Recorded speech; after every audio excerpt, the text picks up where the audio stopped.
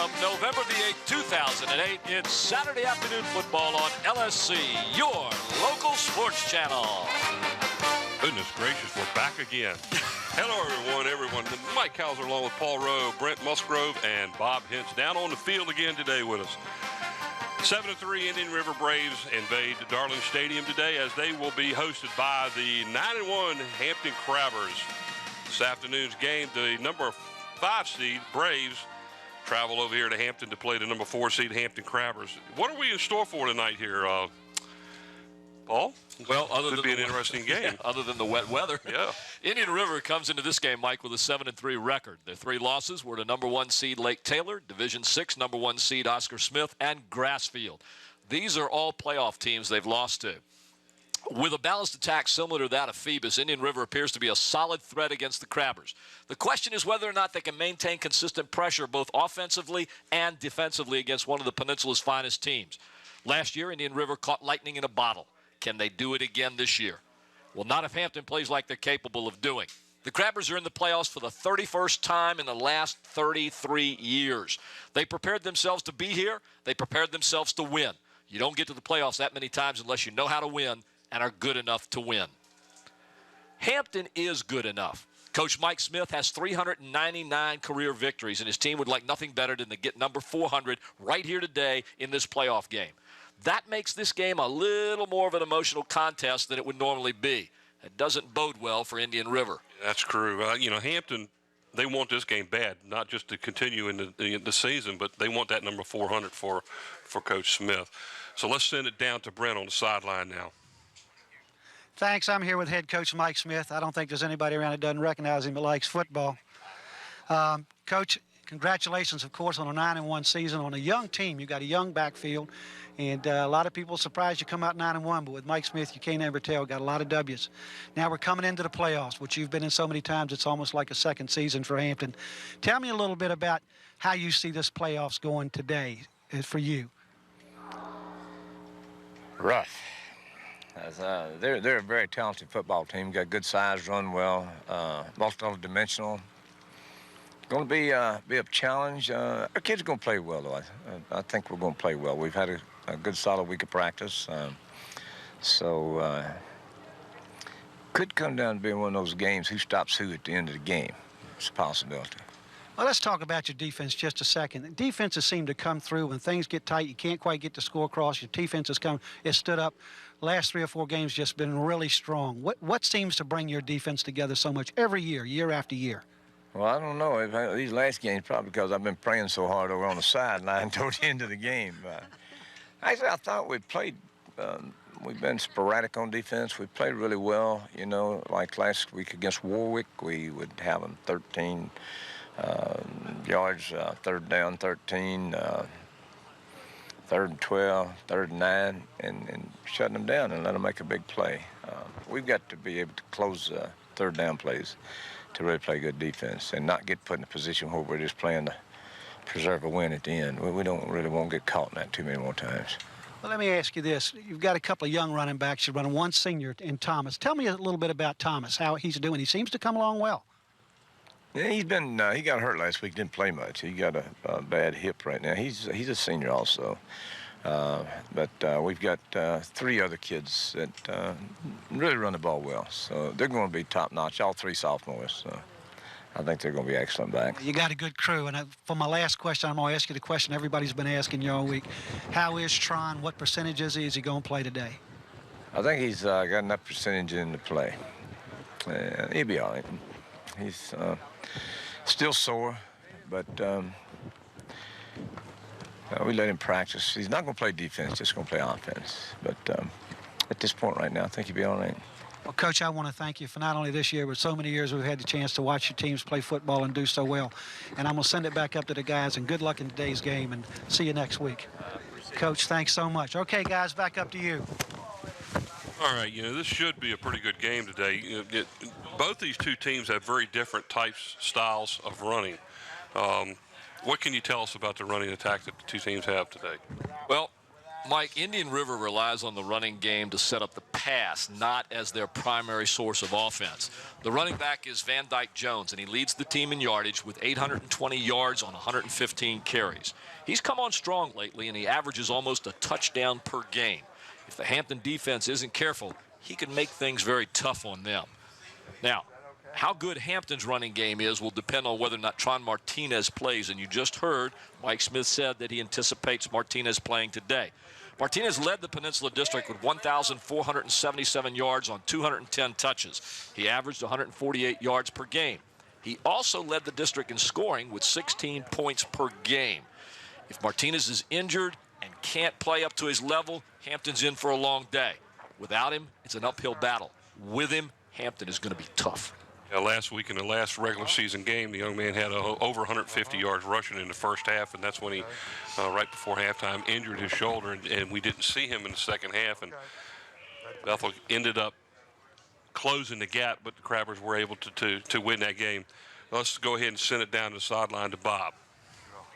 All right, I got Coach Cadillac Harris with me, Indian River coach. And, Coach, you've been around a long time, not only high school, but down at the Elizabeth City State. Correct. But you were one of the first African-American head football coaches on the other South Side. That's exactly right. I was the first African-American coach in the city of Virginia Beach back in 1988.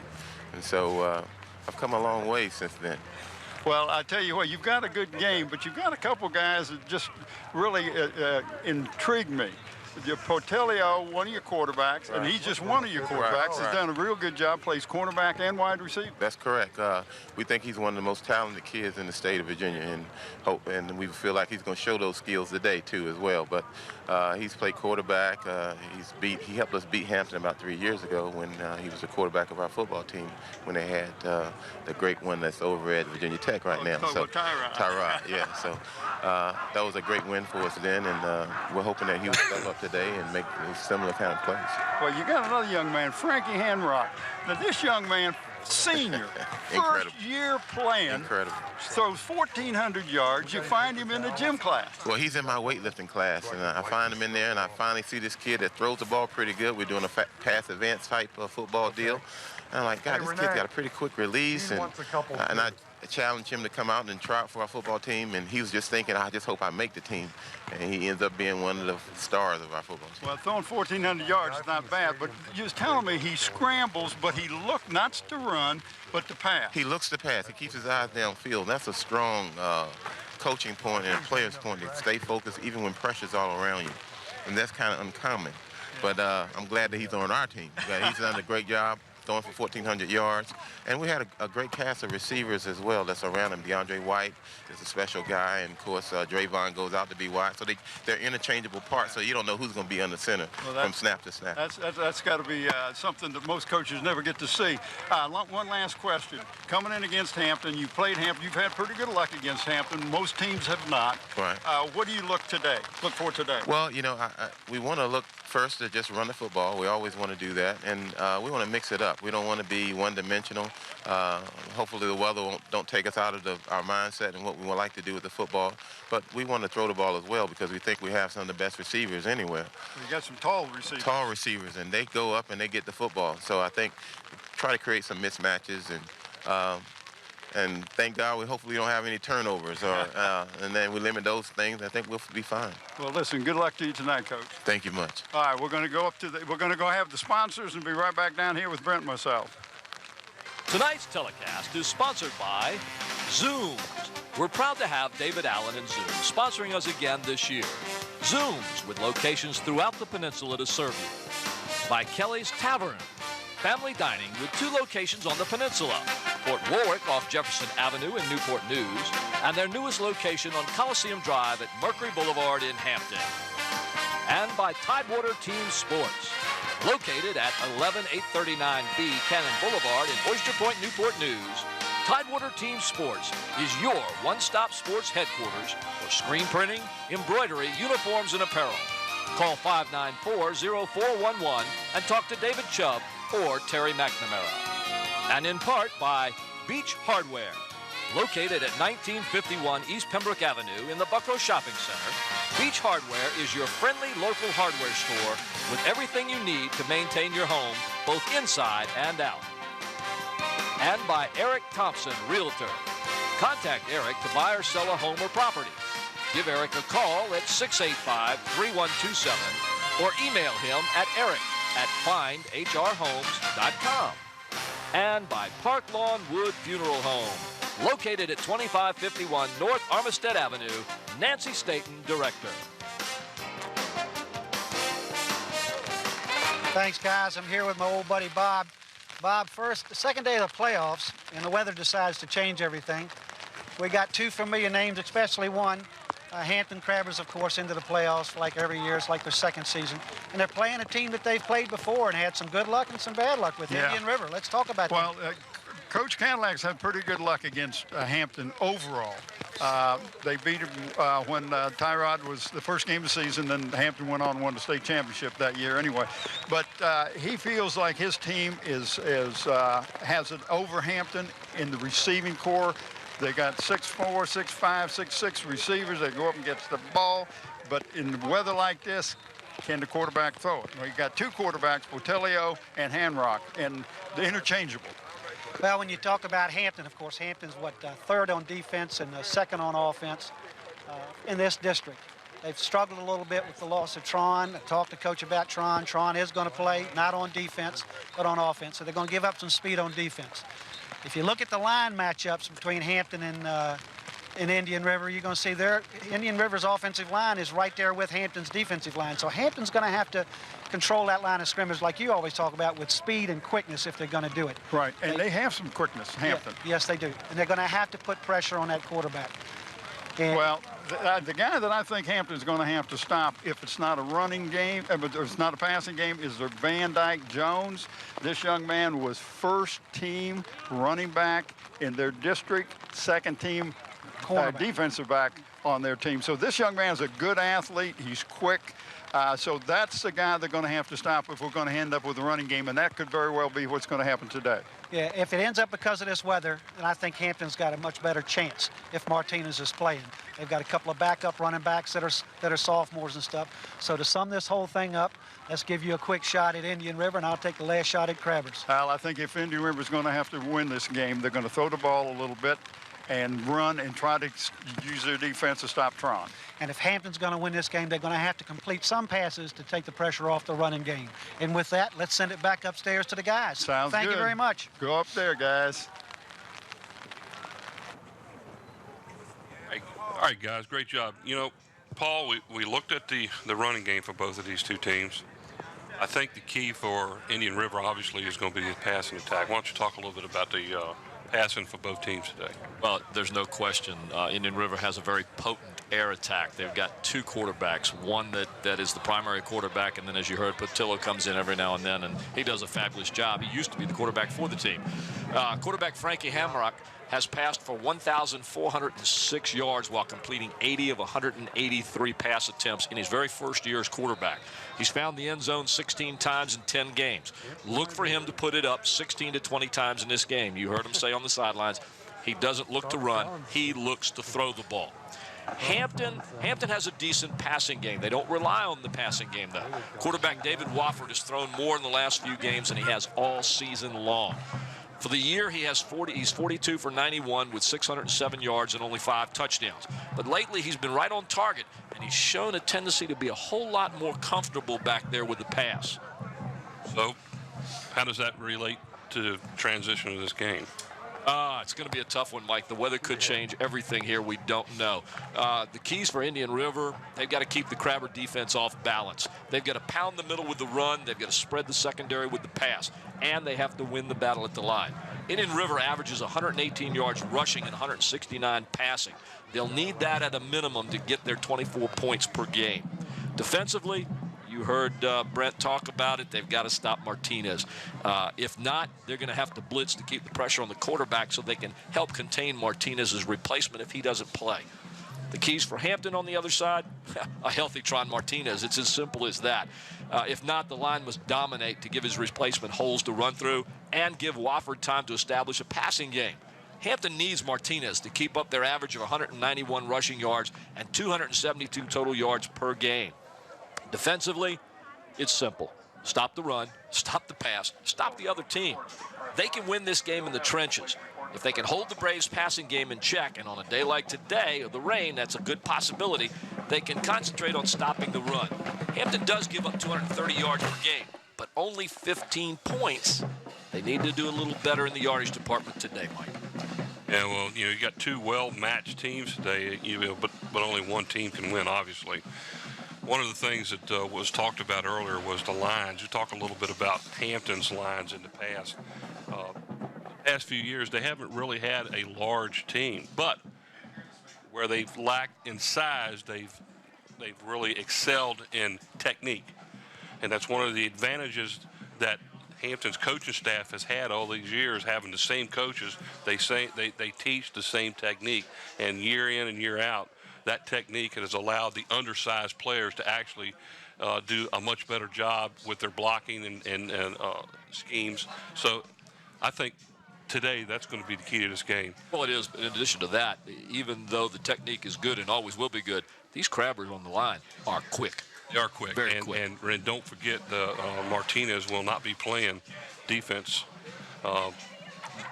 That's what they said. We'll have to wait and see. I think if it Tyrell Miller is scheduled to take his place. If they get to that spot, we may have that problem. There are officials for today's game.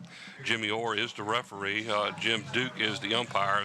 The lineman is Randy Jones. The line judge is Tyrone Goodwin. The side judge is Bob Rogers. The field judge is Jay Walker. And the back judge is Mike Lolenberg. And those are the officials tonight, this afternoon, in a rather wet Saturday afternoon here. And the rain, the weather is going to be a key fact, obviously, for not the running game more so than it will be the passing game. Yeah, and that's going to affect Indian River more. They base everything pretty much on their passing game. And with the rain we've had today, the field being wet, it's going to be very slippery for Hamrock in the quarterback position. The ball is going to be wet. The receivers are going to have a tough time running routes out there. So both teams are going to have to rely more on the running game. And in my humble opinion, that's going to favor the Crabbers, provided that Martinez is healthy. Usually in a wet situation, the offense would have the advantage passing only because the receivers know where they're going. Right. The key is to whether it's raining hard enough for them not to be able to handle the pass coming to them and be able to make the reception. Shortly here, we'll be having the coin toss, and I fully expected it to be there by now, but you can see by the weather and the fans that we have here, it's a little bit on the miserable side. Right now, the rain has slowed down a bit, but it still is drizzling.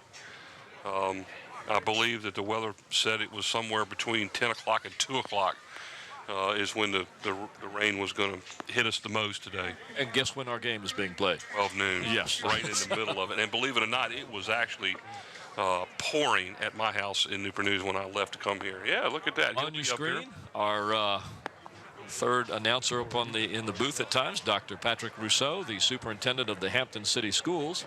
My question is, does he have one of our shirts on today? Ball jacket from Hampton, I believe. It's a rainy day in Hampton. Such a rainy day in Hampton. Please report to the press box. Not real sure what they're waiting on, but I mean, they should have already had the coin toss by now. There, oh, look at that hat. Love that hat. I believe that's one of my students. I believe that's one of my students right there with that red Crabbers hat. I'm going to have to speak with that young girl and find out as on Monday if that was her. There are some of the cheerleaders from Hampton High School. And is assembling on the far side of the field. The teams are still out practicing and warming up. It is a rainy day. They've turned the lights on. The sun tries to peek out every now and then. Looks like it might clear up eventually, but as Mike said, we've got rain scheduled today, and unfortunately our game is scheduled during that time. Well, let's hope that the weather doesn't really affect this game. And let's take the time to look at the Division V brackets, and obviously this is the last Division V game to be played this weekend. Work did themselves justice as they hung right in with Lake Taylor last night. Yes, I was so proud when I heard that score. I thought, well, you know, Lake Taylor has a possibility of rolling over Warwick, and they did not. It was a pretty close game up until late in the end. And of course, the number 5 and the number 4 seeds are we're getting witness today. Last night, Green Run was able to defeat Grassfield. Sort of kept in line with the seedings, but of course we did last night's game here against Churchland with Phoebus, and that turned out to be a rout. The Phoebus Phantoms definitely are ready to play football this playoffs. How they won that game was at 63-6. Mentioned the top seeds so far have won in all 3 matchups. Today is the 4th matchup, and of course Hampton, the number 4 seed, Indian River, the number 5. We're kind of hoping that the trend continues and the high seed or the low seed, whatever you want to call it, wins the game again today. And that is Division 5 now. If we talk just a little bit about Division 6, which we have one of our district teams playing. That's the Bethel Bruins. They went in number 6 and upset the number 3 team last night, Western Branch, and 21-7 was the final of that score. And so there's a possibility of 3 of the teams from the Peninsula District advancing to the second round of the playoffs. We hope that obviously because Hampton playing today is the last quarterfinal matchup of the Eastern Region, and shortly that should be here in a few minutes. Some of the people who have braved this cold and, well, not really cold, but wet, rainy weather that we have here to come out for today's game at Darling Stadium. You're watching LSC, local sports channel. This is a taped program. We are filming this on November the 8th, 2008 from Darling Stadium in downtown Hampton as we cover the playoffs in Division 5. In this game, the Hampton Crabbers and the Indian River Braves. That's Karen Holly on the PA system right now, the athletic director of the Hampton Crabbers. Lake Taylor next week, Friday night in Norfolk. Well, I tell you what, you look at the rain as the camera is showing the Crabbers in their final huddle. And it looks like the Hampton Marching Band will be taking the field now to play the national anthem, so we'll go to them shortly. Today could be a pretty big day for the Hampton Crabbers, as Coach Mike Smith is looking for win number 400. 400 wins, Coach. That is simply amazing. You've got to be around for a long time, but not only that, you've got to be around for a long time. Well, yes, but you've got to be successful. But that's the main part of it. He's been the head coach since '72, I believe. He was here as an assistant coach with Johnny Palmer back when I was in school, and he was actually my biology teacher at Hampton. So Mike Smith has been around a lot of years, and he's won more games than any other coach in the state of Virginia, and looking for his number 400 today. And I understand he's, if he wins at 400th, I may get my numbers wrong here, he will be only the 7th coach in the United States to win, high school coach, to win 400 games. That's a pretty good feat to be in the top 10 in the nation all time in wins. That's amazing. And I know that the Hampton football program itself is way up there also with not real sure at this point in time what the total win are for the program here at Hampton High School, but with Mike Smith having 400 wins during his tenure, that ought to it's tell you got to be a something. lot. They won a few state championships even before then.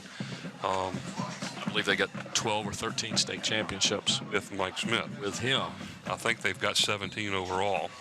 That's just amazing. No other school, by the way, in the state of Virginia even has 10. So that ought to tell you something. Let's send it down to the field as the Hampton Crabber Marching Band will play our national anthem. Crabber Band, under the direction of Mr. Torrey Smart, plays for us this afternoon our national anthem.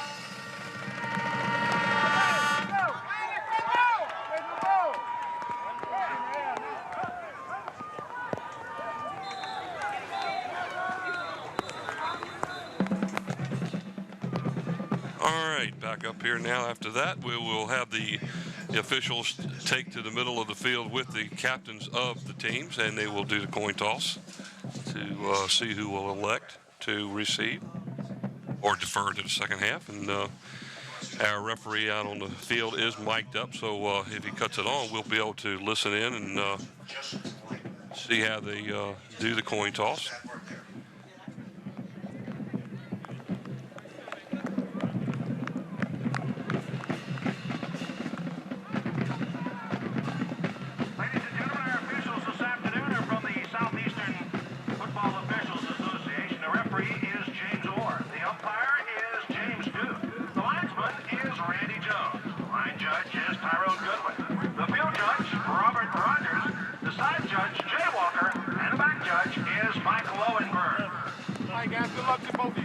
Ladies and gentlemen, for those of you who may have read the paper here earlier today, you know that the victory here this afternoon would put Mike Smith into some very elite company. The victory that he is attempting to get here today will mean his 400th career victory. Go back over here. Go back over here. Well, if you're captain, get your tails in for me, guys. Get your tails in, please. Okay, guys, let's go. All right, Indian River will receive the opening kickoff as the Hampton Crabbers will defend the east end zone. So we'll go ahead and put up the starting lineup for the Braves of Indian River High School.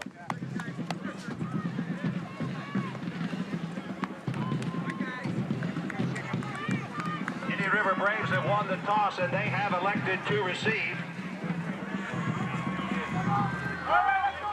And the Hampton Crabbers will be defending the ball to the west end of the field. All right, ladies and gentlemen, here's the offense for the Indian River Braves. At tackle, number 57, Matt Davis. Guard, number 50, Clayton Carbaugh. The center, number 62, Devin Garnes. Guard, 73, Jarris Spain. And the tackle, number 56, Ryan Rowe. The tight end, number 11, Antonio Brown. The wide receiver, number 5, Drayvon Patillo. The wide receiver, number 7, DeAndre White. In the backfield, fullback number 34, Trevon Scales. The tailback, number 25, Van Dyke Jones. And the quarterback, number 10, Frankie Hamrock. Kicking off for the Hampton Crabbers will be number 40, Skylar Hutchinson. Deep for Indian River, number 5, Trevon Patillo. And it will be Patillo at the 6. Out to the 30. Fumble on the play on the opening kickoff. Let's see who gets it. Looks like Indian River might have got the ball back.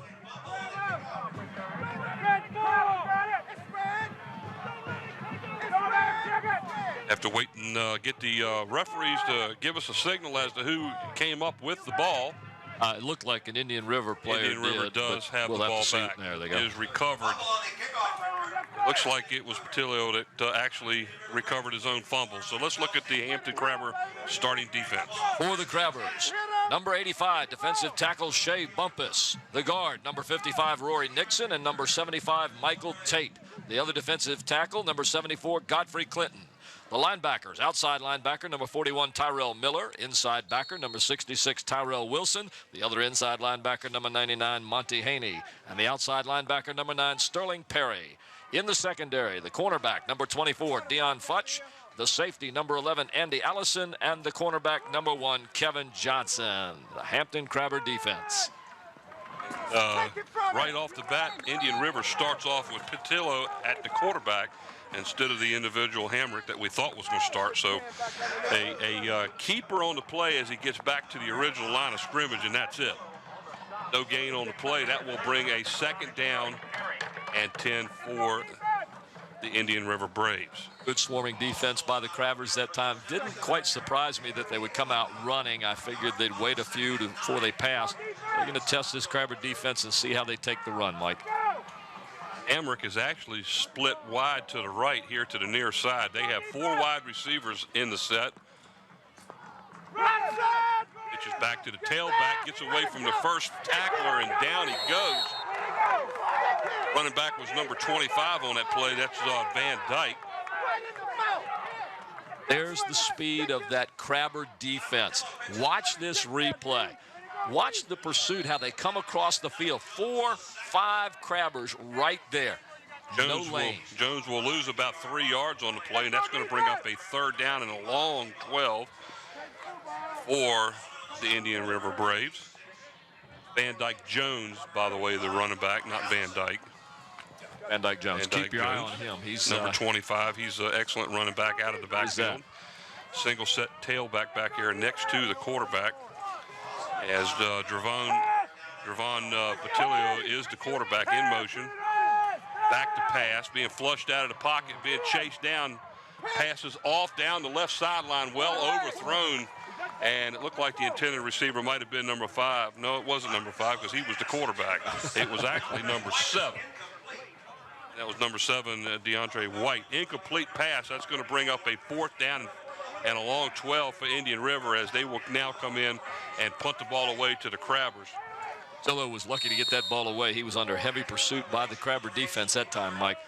Dion Futch is the back here for the Crabbers, set to receive the punt. Punt comes to the near side, line drive type kick, and it gets an Indian River bounce. And it is down right there at the Crabber 30-yard lines where the Hampton Crabbers will take over their first possession, 1st and 10 from the 30. Let's go ahead and put up the starting offensive line team for the Hampton Crabbers.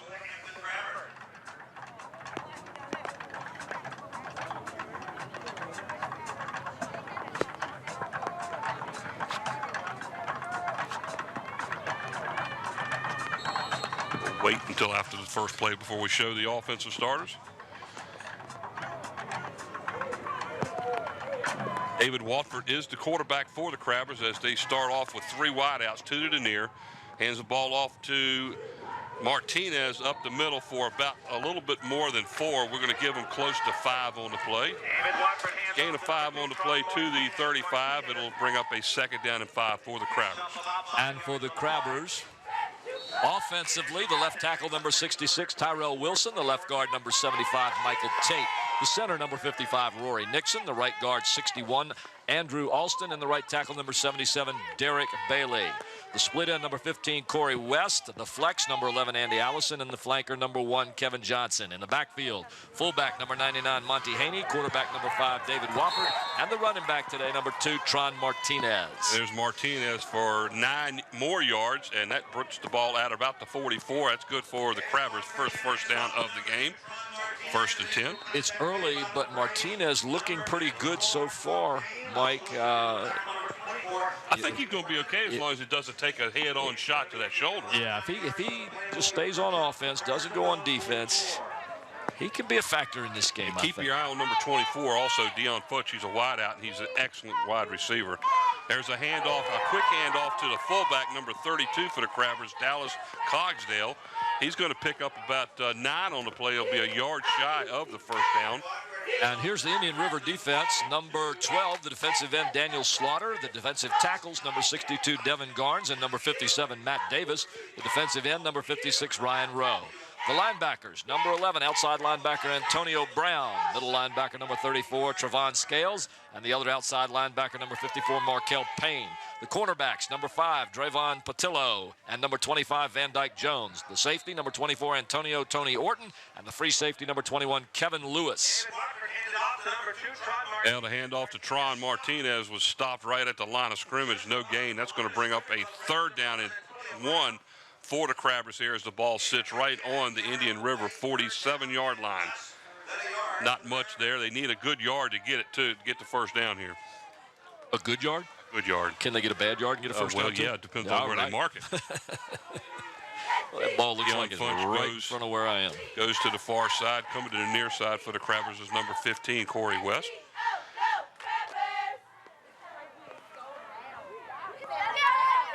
Hand off to number 32, the fullback right up the middle. And I tell you what, I thought he had a little bit of face mask there, but I didn't see a flag called. But handoff was to 32, Dallas Cogsdale. Plenty of yardage for the first down, as he will pick up about 6 yards on the play down to the Indian River 41. I think that was a shoulder pad he had, Mike, as I was watching it on the screen here. We can see the replay here.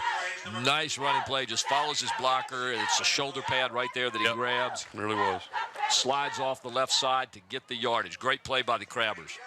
Everybody anticipated Martinez that time. Yep. 1st and 10.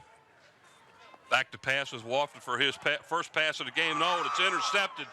Intercepted at the 25-yard line, and turnover by the Crabbers. As intercepting the ball was number 21 on the play, Kevin Lewis, for Indian River. So we have our first turnover, and he threw right into double coverage that time. He sure did, Mike. And a rainy night, I didn't expect the Crabbers to be the first ones to put it in the air, but here he is, Wofford throwing it into double coverage. You can see the men right there. Pass was underthrown. Easy pick for the Indian River Braves. It was intended for number 11, Andy Allison. Well underthrown on that particular play. So the Crabbers turned the ball over to Indian River, and they have the ball 1st and 10 at their own 40. 7:09 to go here in the opening period of play. No score. Quarterbacking now for Indian River is number 10, Frankie Hamrock, as he comes in for his first quarterbacking duties. Hand off to the tailback. Straight up the middle, and that's number 25 on the play, Van Dyke Jones. He's going to pick up about 4 yards, just shy of their own 45. That'll bring up 2nd down and about 6. Well, with Hamrock back there, you would expect they're going to start going to the air here pretty soon. But as long as Van Dyke Jones is back there, I think I'd pound the center of that Crabber line and see what I can do. 2nd down and 6 as the Braves come up to the line just outside their own 44. In the tailback again is number 25, Van Dyke Jones. Hamrock, the quarterback, number 10. 3 wideouts, 2 to the far side, 1 to the near. Hand off to Van Dyke Jones, and nothing going there. He's tripped up right at the line of scrimmage. He'll fall forward about a half a yard to the 45. That will bring up a 3rd down and long. 3rd down and 5 for Indian River. Hampton defense not going anywhere on here. They just stack up the offensive line of Indian River, and Van Dyke Jones runs into his own man. He got pushed right into over the back of the legs of his own player there. So luckily for the Crabbers, but they had that one played defensively pretty good. 2nd and 5. Right at the 45-yard line.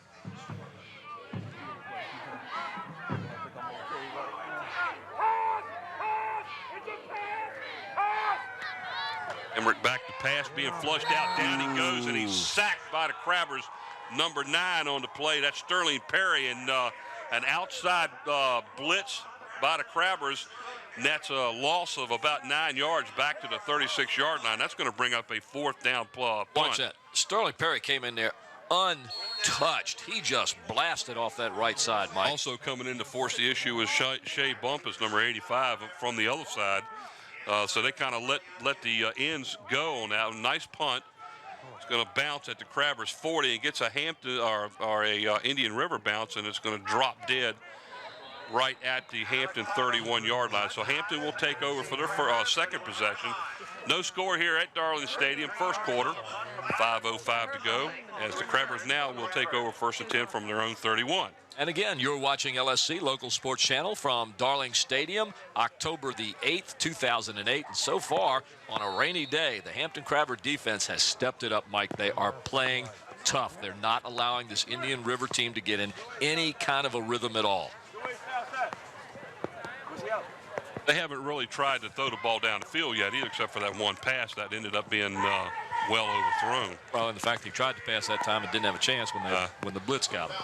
It was a good call on defense. 3 wideouts to the far side this time. Here's Martinez off the right side.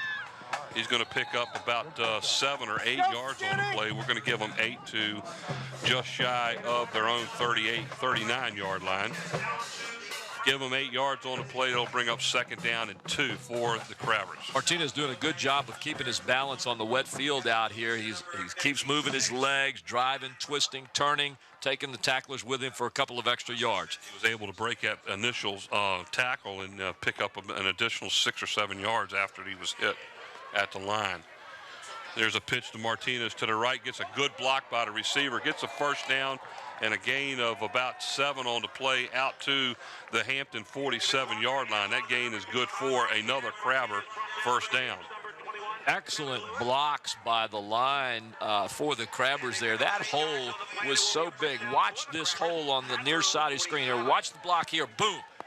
You could take a car and drive it right through that. Kevin Lewis on the stop for Indian River. 1st and 10 for Hampton at their own 47-yard line. 2 wideouts again to the far side. Got one to the near side here in the I formation again with Martinez. And there's a delay to Martinez up the middle. He's going to pick up about 3 as he gets to the midfield stripe. Martinez made that one, Mike. I didn't think he was going to get any yardage at all, and he was able to pick up 2 or 3. He just keeps going. He was carrying 3 Indian River Braves on that one. Watch this. There's 1, 2. He carried 2 of them. So, young man Martinez, when he's really healthy, he's hard to get down, but they're still having a hard time bringing him down. It's taking 2 and 3 guys to get him. Here's a pitch to Martinez around his left end. Nice defense pursuit on that play as he's going to pick up about a yard. He's brought down by number 12, Daniel Slaughter. That'll bring up a... Watch this. This time the linebackers and the cornerbacks slide down, and they're able to stop Martinez before he can get anything going there. I think that's a bad mark. They put it down on the 50, and I know he got at least a yard on that play. I can't believe he got across the 50-yard line, and they ended up marking it at the 50, and he didn't go out of bounds. Oh, he didn't. So Hampton will call timeout here if they have a 3rd down and 7 right at midfield. So if you show that replay, you'll see Martinez is clearly past the 50-yard line. Well, at least we thought he was anyway from up here. Let's watch. See if the knee goes down somewhere that we didn't see. That's where his knee touched, I'll tell you but what, the rest of his body was definitely past it. He's got another yard from where they spotted. We saw that last night a lot. It didn't make any difference whether the player was stretched out or not. Wherever that player's knee went down is where the officials put the ball. And a lot of times, you're talking about a yard or 2. They took a first down away from Phoebus last night because of the same reason. But his knee was past the 50-yard line on that. The ball was passed further than that. That ball should be on the 51 or the 52-yard line. No, there's not 51 not or 51. What am I doing? We're making new yardage here. Should be on the 49 and 48. Folks, you have to remember, we slept here last night after last night's game and started this one. The 51-yard new yard markers. Oh, they're playing Canadian football now, right? Yeah. But anyway, they have a 55-yard field. Bottom line is it was not a good mark at all. 3rd down and 7. Here we go. Back to pass as Wofford is getting flushed out. He's hit. Nice pass and complete to the Crabbers. Number 11, Andy Allison, all the way down to the 40-yard line. Little comeback move there, and Wofford was able to get the ball off right before he was hit in the backfield. Good hands by Andy Allison. Nice throw. This time Wofford keeps the ball down. And Miss Allison, I know you're going to be watching this later. Great catch by your young son there, Andy. As he was falling down, the ball almost looked like it hit him right in the face mask, and he was able to pull it right on in. And Wofford was getting double-teamed right as he lets go of the ball and ends up getting the first down on the play. So the Crabbers continue this drive. 1st and 10 from Indian River's 4:40. 4:40? 4:40. 2:30 to go here in the opening period. No score here at Darling Stadium. Hampton Crabbers seeded number 4 against the Indian River Braves, the number 5 seed. I think we're going to have a timeout here, maybe. Confusion there by the Crabbers, and we're going to end up with a delay of game because it didn't look like Mr. Wofford was ready to get that one going. So that's going to cost the Crabbers 5. That's the first penalty of the game.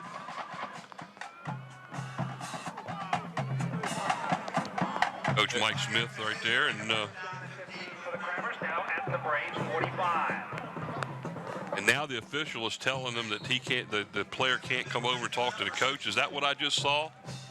Well, you didn't hear him. All you saw was the referee go over and say something to the player. We don't know what he said from up here, but 3 wideouts to the far side.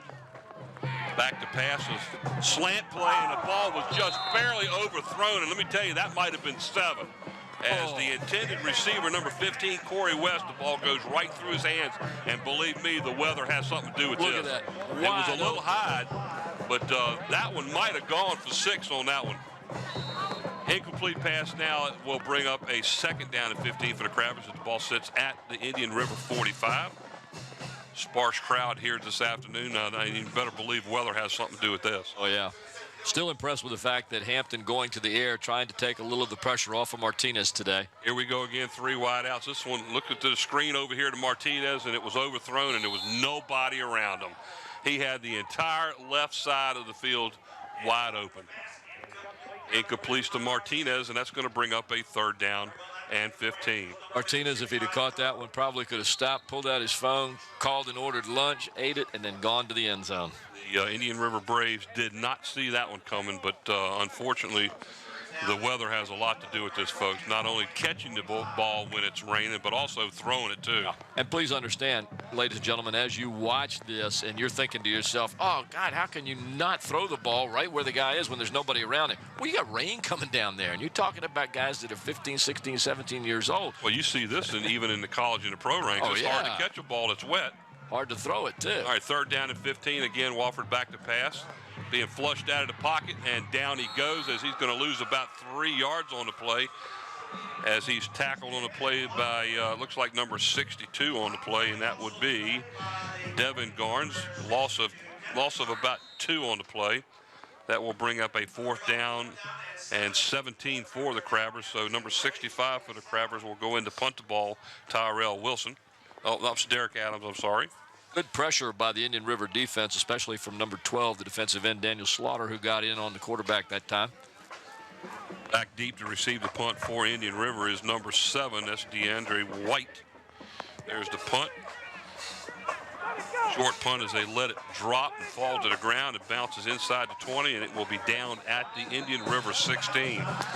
So the Crabbers threatened, moved the ball at will, and then came up short on a couple of wide open incomplete passes and will give up the ball on a punt.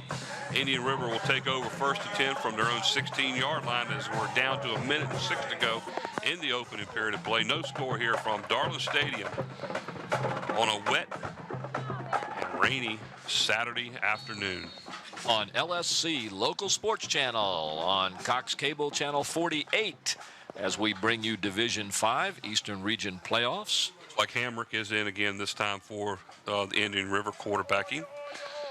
They have 3 wideouts, 1 to the far side, 2 to the near side here in the I formation. Van Dyke Jones takes the handoff, takes the ball over the right side, and is brought down at about the 16-yard line. Call it the 17, gain of 11, and Indian River picks up their first down of the game, as they will have a first down and 10 from the 17-yard line. Nice cutback by the runner there to pick up that yardage. He was stopped toward the middle of the line, so he just kind of rolled to his right and was able to pick up some good yards. Shea Bumpus was the lead tackler as he helped with a couple other players to bring him down. First and 10 from the 27-yard line.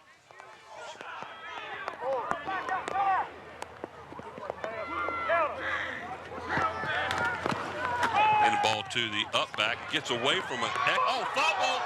Who gets the ball? It looks like, the Crabbers got the ball back, and it was Andy Allison actually recovered the fumble at Indian River's 30-yard line. So the Crabbers will take over first and 10. I thought the Indian River player actually got the ball back. Watch Allison come here and just scoops it right up. Outstanding play by Andy Allison. So Indian River gets the ball, gets their first down of the game, and then coughs it up, and Andy Allison scoops it up for the Crabbers, giving them super field position. First and 10 Hampton at the Indian River 29-yard line. And this weather, you can start to see the effects of the field, too. 2 wideouts to the far side. Here's a handoff to Martinez off the left side. Breaks 1 tackle, gets down near the 20. Looks like they're going to mark it at about the 22. Give them a gain of 7 on the play. That'll bring up a second down and 3 for the Crabbers down at the Indian River 22-yard line. Nice block there you saw on the screen that opened up that hole for Martinez. He was a half a step away of going all the way on that one, guys. Well, you know, Mike, he scored 26 touchdowns this year, 24 of them rushing. You get this close, and Martinez is going to be heading to the end zone. No play there as we ended up in a good thing the quarter ended because the quarterback fumbled the snap on the play. So here we are at the end of the first quarter with Hampton threatening near the red zone of Indian River. We're at the end of one. No score here at Darling Stadium between the Hampton Crabbers and the Indian River Braves. All right, let's send it down to the sideline where Bob has a special guest. All right, thanks, guys. I've got Karen Holly with me. Karen, the AD at Hampton High School, and I know you got a lot of things to do during the year, but then you got playoffs and more things. Yes, it is. We have to go to the regional AD meeting and get the information, the tickets, who's going to sell the programs, make sure the site is ready. We have a site coordinator since we use Darling Stadium, so that does take a lot off of me. Making sure the buses are here and everything is set up for them correctly, and then we're ready to play. Well, I tell you, you're doing a good job. Thank you very much. Good enough. Let's go back on up to the guys. Thanks, Bob. Okay, the Crabbers will start the second quarter play, second down and 3 from the Indian River 22-yard line. So far, the Crabbers have been able to run the ball against Indian River here in the first half. There's a handoff to number 32, the Crabbers fullback up the middle, and that is Dallas Cogsdale. He's going to be about a yard shy of the first down. Give him 2 on the play. That's going to bring up third down and 1. What I've seen so far, Mike, the Hampton Crabber offensive line has been able to surge forward enough to get a couple of yards and allow their running backs to find a seam to get through. If I'm the Crabbers right now, I'm going to continue to run until somebody stops me. Deion Funch is the wide out to the near side. In the slot is number 11, Andy Allison. And off again to number 32, Cogsdale up the middle is going to pick up another 2 yards, and that's going to be enough for the Crabber first down. The Crabbers inside the 20 now in the red zone, first and 10, as the ball is going to be set down at about the 18-yard line. This is just basic football right here, Mike. You give it to your fullback, you send him off tackle, tell him to get the first down, and that's exactly what he does. Look, he's wrapped up by number 56 and still gets 2 yards. Line is doing a super job for the Crabbers today, opening up holes. We're seeing the Crabbers use the fullback a little bit more than we normally do too tonight. Well, again, when you've got Martinez who's injured, you want to try and give him as much rest as possible. You want to use him in the key times that you need his abilities. Like on a first down. Yeah, right here. First and 10, and there he is off the right side, scoots down in. He's near the 15. We'll have to wait and see where the officials mark it. Looks like he's going to be just shy of the 15, so we'll give him 3 on the play. That'll bring up a second down and 7 for the Crabbers. There's Mr. James Bailey. He was here late last night as well. Talked to him after the game. He kept in contact with his brother, the principal at Bethel High School, to keep me informed of how that game went. And, of course, as we know, the Bethel Bruins won that game last night. Another feather in the hat for the Hampton City Schools. Here we go, second down and 7, as it looks like referees are stopping the clock. Timeout. Red. The Crabbers will take timeout number 2 here in the first half. Let's go ahead and give those. All right, well, we get a timeout here, ladies and gentlemen. The second quarter of this game is sponsored by Beach Hardware. Located at 1951 East Pembroke Avenue in the Buckrow Shopping Center, Beach Hardware is the place for all your hard-to-find hardware needs, including electrical, plumbing, and painting. And by Zooms, with great service and convenient locations throughout the peninsula that can save you time and money.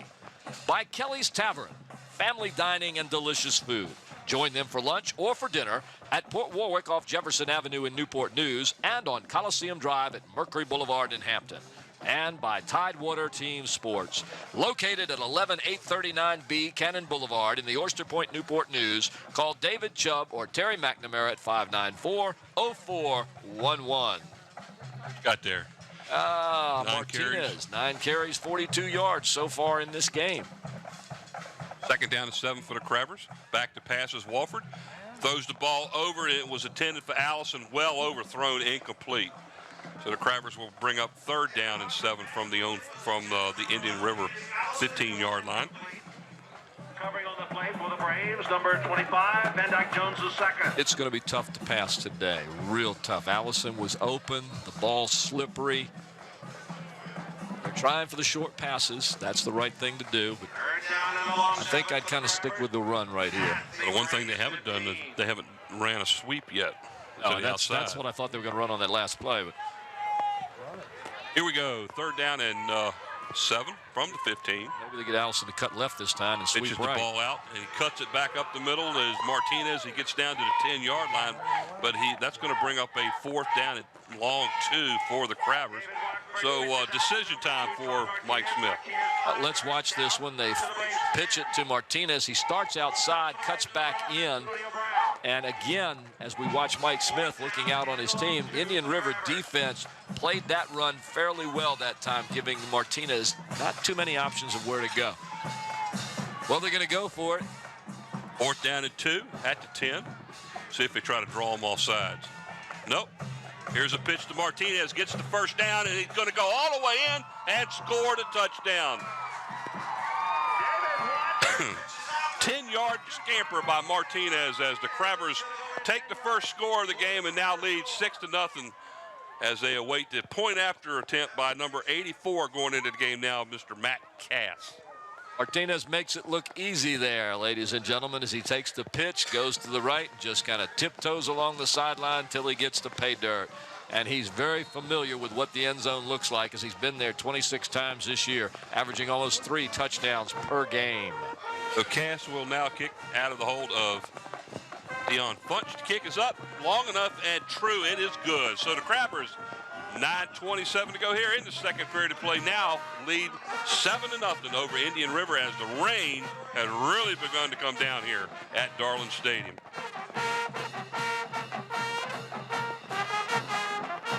Here it is once again, ladies and gentlemen. Nice pitch. Martinez gets the outside, just tiptoes along the line into the end zone.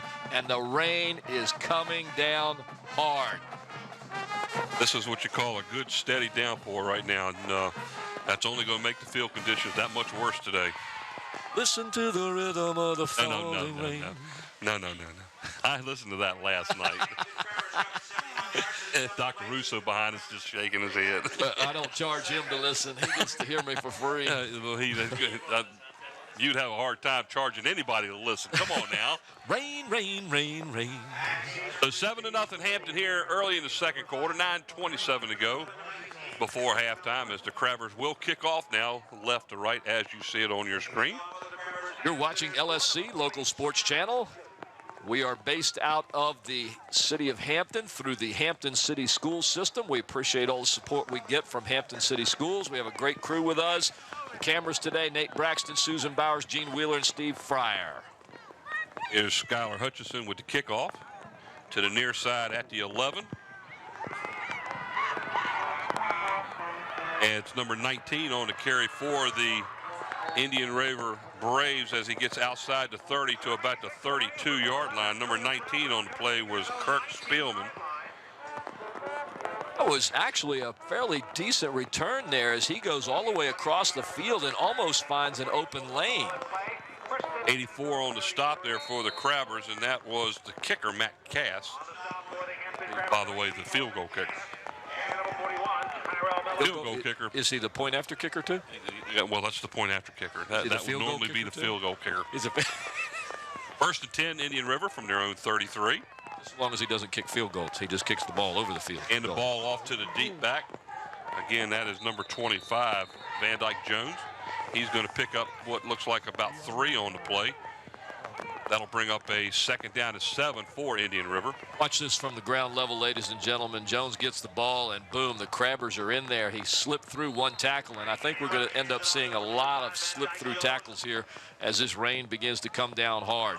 It's going to be tough. The team that's able to be able to wrap and pull down is the one that's going to win this one, let me tell you. Still in there at cornerback is Frankie Hamrick.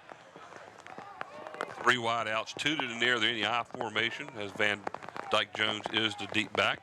And he gets the ball, and he's not going to get much there. Oh, he breaks the tackle and takes off around the right side. He's forced out of bounds as he's going to pick up good yardage, and he will actually get a first down. And Crabbers didn't take care of tackling on that one because they had him for a loss. Well, we just talked about the fact that it's very slippery. As you can see, he is wrapped up here. 2 players had him, and he just slips right out of their grasp and is able to pick up the first down for Indian River. So it's going to be a big factor, this rain. Dion Futch actually forced him out, and I tell you what, first down now as the Indian River Braves have the ball 1st and 10 from their own 44. 7-0 Hampton here in the second period of play. 8:29 to go. Again, hands the ball straight up the middle. Big hole for a pickup of about 7 on the play as he actually gets the ball down near the Crabber. They're going to set it down at the Crabber 49-yard line. Indian River picking up a little rhythm right here, and Van Dyke Jones, who is a dangerous runner, is beginning to get his feet underneath him, folks. The Braves are driving down the field. Give him just a little bit under 7 on the play. We're going to call it a long 3 to get the first down. Second down for Indian River. Hamrick is the quarterback. Hands the ball off again to Van Dyke Jones. Over the middle, gets hit hard at the point of contact, but he's going to get to be able to fall forward enough to the Crabber 45-yard line. And that's going to be good for an Indian River first down. Just keep pounding the middle, Mike. That's all they're doing. They're pounding the middle. Real quickly, a couple more of our production crew today, ladies and gentlemen.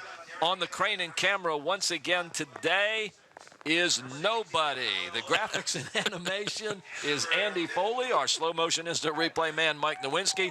The camera control operator is Sarah Myers. I guess we don't have anybody on that camera crane when it's raining, do we? Nope, Van Dyke Jones on the first down is scarfed up right there at the line of scrimmage by the Crabbers, number 75, Michael Tate. Nothing going there, and that'll bring up second down at 10. No gain on the play. Nice job by Michael Tate as he gets in there and says, not now. Right not there. Now. In there also along with Tate was Roy Nixon, number 55, obviously. That front line right now has got to come up big here. They got to stop this drive by Indian River. Yes, they do. Second down at 10 at the Hampton 45-yard line. This first time Indian River's been in the Hampton end of the field so far today. There's Danny Mitchell you saw on the screen as he stands in this rain-soaked area. And Dyke Jones, nothing going there as he's met in the backfield, and down he goes. He's going to lose about 2 on the play.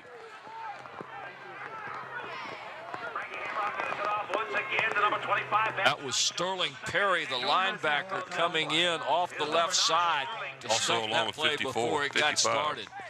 55 also Roy Nixon on the stop. The front line of Hampton taking care of business right now, trying to stop this drive by Indian River. Now, third and long. Third and long. What do you think? Will they go to the one of the air? things that Coach Mike Smith talked about in the earlier conversation was that the Crabbers were having a hard time stopping third down. And here we go with third down and long. 3rd and 12. A draw play, and they had him in the backfield. He was able to break loose for about a gain of 4, but he's going to be held well short of the first down. Van Dyke Jones gets up kind of slowly, as you can see, kind of hunched over going back to the sideline.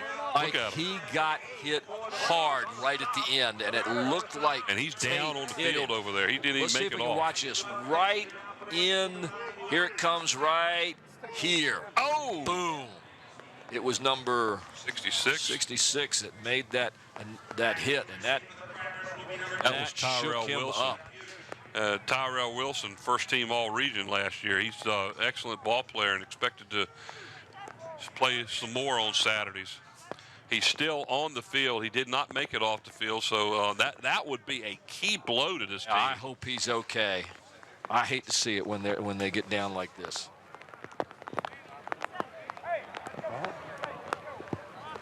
Here's that play once again. He's going down, not quite down. He might have a pinch in the neck there because his head looked like it got jerked back.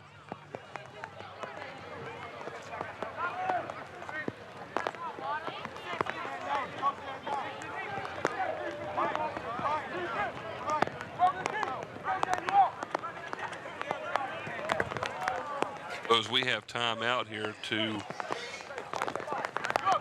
see what happens, it looks like we're going to end up with a 4th down and 8 for Indian River as Van Dyke Jones does pop up. Thank goodness. These young kids, I hate to see injuries out here. It's just, they're playing their hearts out. And you just hope he's going to be okay. But Indian River will punt that ball, and it looks like number 91, that's Alex Pyburn, is now punting for Indian River. Watch out for the fake here. There's the snap and the punt. Hampton brought their deep backs forward. And he gets an Indian River bounces. Hampton's going to be stuck deep in their own territory. It looks like they're going to have the ball 1st and 10 from their own 12-yard line. So Hampton forces Indian River to punt the ball and continues to hold on to this list. 7-0 lead here at Darling Stadium. 5:13 to go here in the quarter. A rainy November day, November the 8th, 2008, local sports channel where we have camera control operator Sarah Myers with us today, the production and audio assistant Renee Camden, the audio and chief engineer Don Scharouse, the director and producer Mr. Scotty Bowers. I'm Paul Rowe along with Mike Hauser, up in the booth with Brent Musgrove, and on the field Mr. Bob Hintz. And we also have roaming around with us every now and then, and we'll talk to him later today, Dr. Patrick Russo, superintendent of the Hampton City Schools.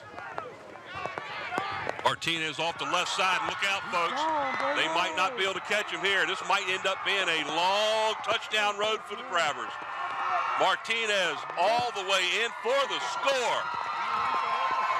88 yards. But his yard average just jumped up drastically, didn't it? You think? Off the left side, broke a tackle at the line of scrimmage and scampers. 88 yards for the score. Brent Musgrove just got at his computer to kind of figure out what he has now. Crabbers extend this lead now in this rainy, drizzly day here at Darling Stadium. Now it's 13-0. Here's the replay. Got hit right at the line of scrimmage, and then look out. Indian River stacked the middle that time, and the Crabber blockers just pushed everybody forward and then just clogged everything. There was one small little opening there, and when Martinez hit it, he was gone. Nobody in the secondary. Pass for the extra point is good. So the Crabbers with 4:59 to go here in the second quarter of play. It's Hampton 14, Indian River nothing. I tell you what, he may have a sore sore shoulder, but his legs are not hurting. Not at all. Ladies and gentlemen, I am going to go out on a limb here, and I'm going to proclaim that Martinez is feeling okay. Watch this again. Nice little block right there, and he scoots right through. You saw him duck his head as he went through that hole. And there was nobody in the secondary, Mike. The guys that you see here eventually, which you're not going to see because there's nobody within 10 yards of him. Well, Indian River has decided to play up on the defense right now, and they pulled their defensive backs to the line of scrimmage to try to stop the run. And guess what? When you get past the line of scrimmage with that defense, there's nobody there. All right, I'm going to play Karnak. 145 yards. What's the question?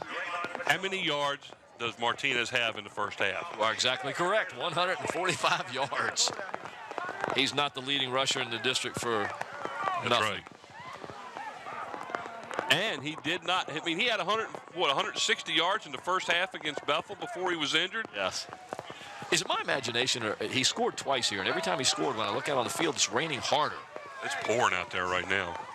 Here's the kickoff by the Crabbers, taken at about the 9. He's fumbled the ball. He still doesn't have it. Picks the ball up and slips down at his own 17-yard line.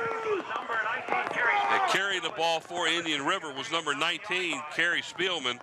Short gain as the Indian River is now backed up inside their own 20. It'll be 1st and 10 Indian River. Watch this. He's doing something my coach told me never to do. He keeps looking up to see where the tacklers are. And he slips down and concentrate on the ball. So 1st and 10 from their own 18-yard line as Indian River backed up in their own territory now. It will be 1st and 10 for the Braves at their own 18-yard line.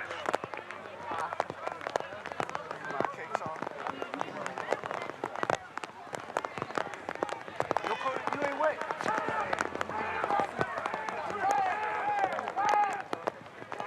Back to pass. It's completed to the near side over here. Incomplete, or it was completed to number 5, DeAndre White, outside the 25 to about the 26. Patillo on the reception for Indian River. Nice up there, 6'3". They use that height to their advantage with the smaller cornerbacks. It looks like we might see the opening of the Indian River passing attack here, Mike. Now they're down by 14 now. They've got to do something right now. Running the ball, the Crabbers have been able to stop that. Hands the ball off to, gets outside near the 40-yard line. Nice pickup. Pickup of about 13 yards on the play to the Indian River 40. Van Dyke Jones back in the game for Indian River. Once again, rain playing a part here as you'll see him slip through a tackle here and get around the corner. Nice block by the receiver on the center of the field that allowed him to pick up another 5 yards on the play. 1st and 10 Indian River from their own 40.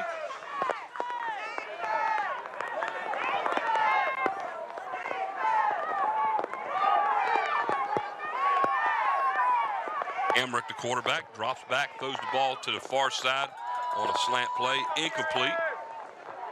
Incomplete at the 45-yard line. That'll bring up 2nd down and 10. DeAndre White, 6'5". I think that would be one of my targets. I'd keep targeting that young man. Pass was just a little bit overthrown. Could be slipping out of the quarterback's hands. It's right wet out here today. It is. DeAndre White with 28 receptions, 383 yards, 6'5", Mike.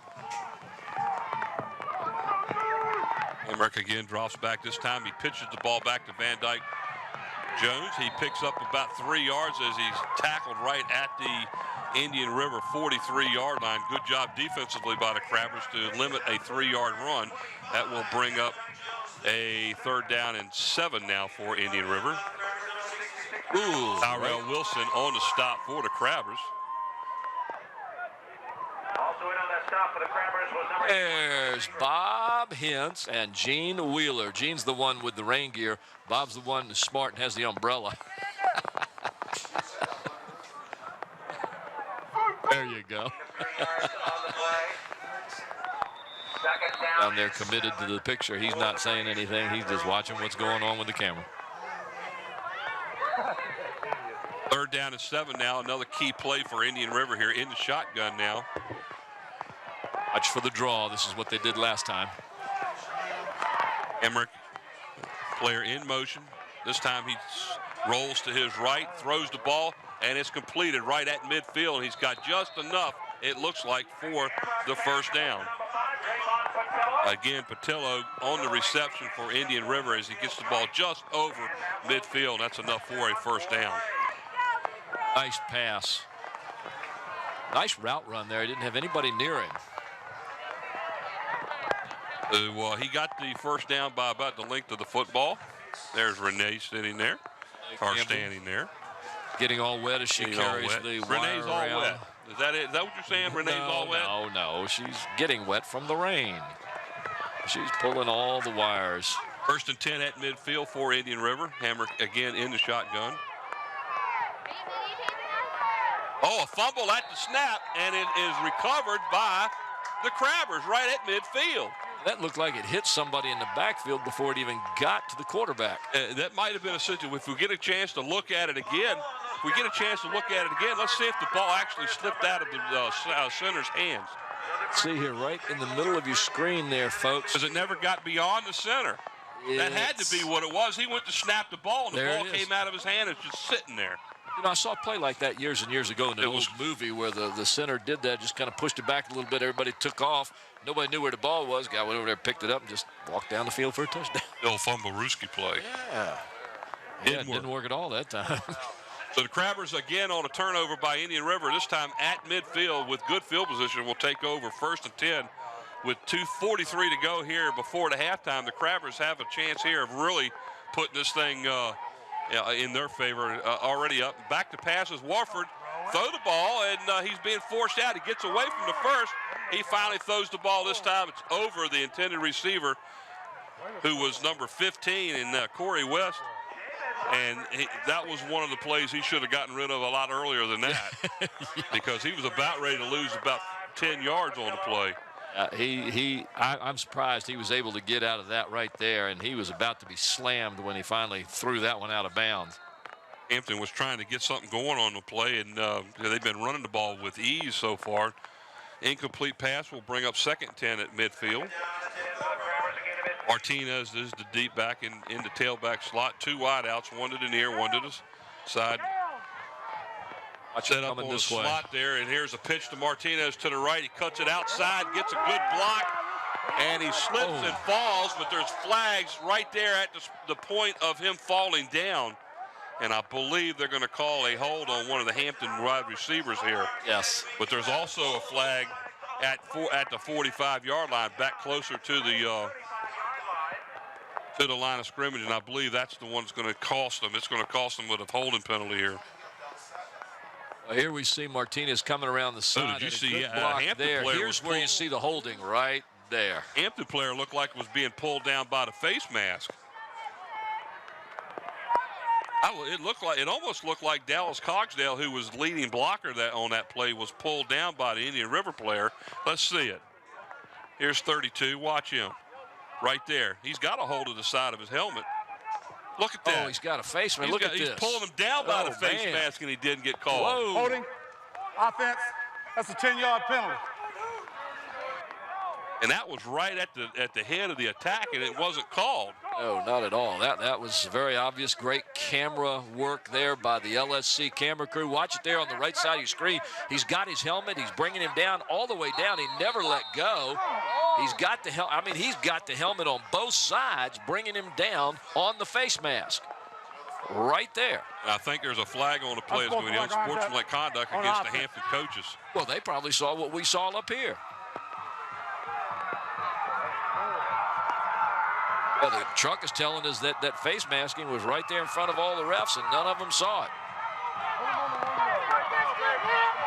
And that really is going to cost them. Not only they got the 10-yard penalty from the spot of the foul from holding. Red. Now the Hampton is going to be pushed back 15 more yards because of a unsportsmanlike conduct called against the coaching staff, because the Hampton coaching staff right now is absolutely livid that nobody saw that play. It was so obvious, even during the play we could see it. They're going to... And Mike Smith is really upset.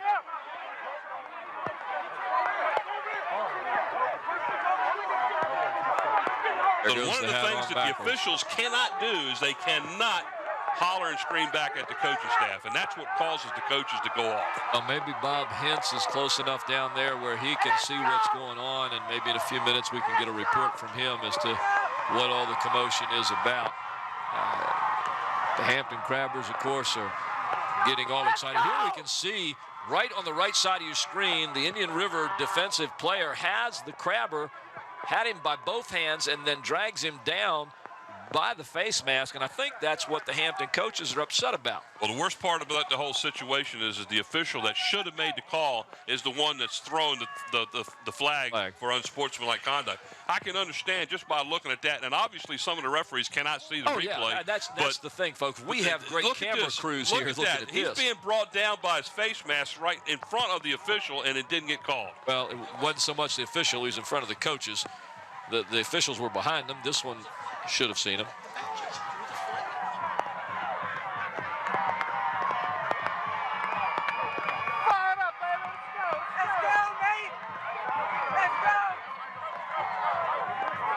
Mike Smith still not happy.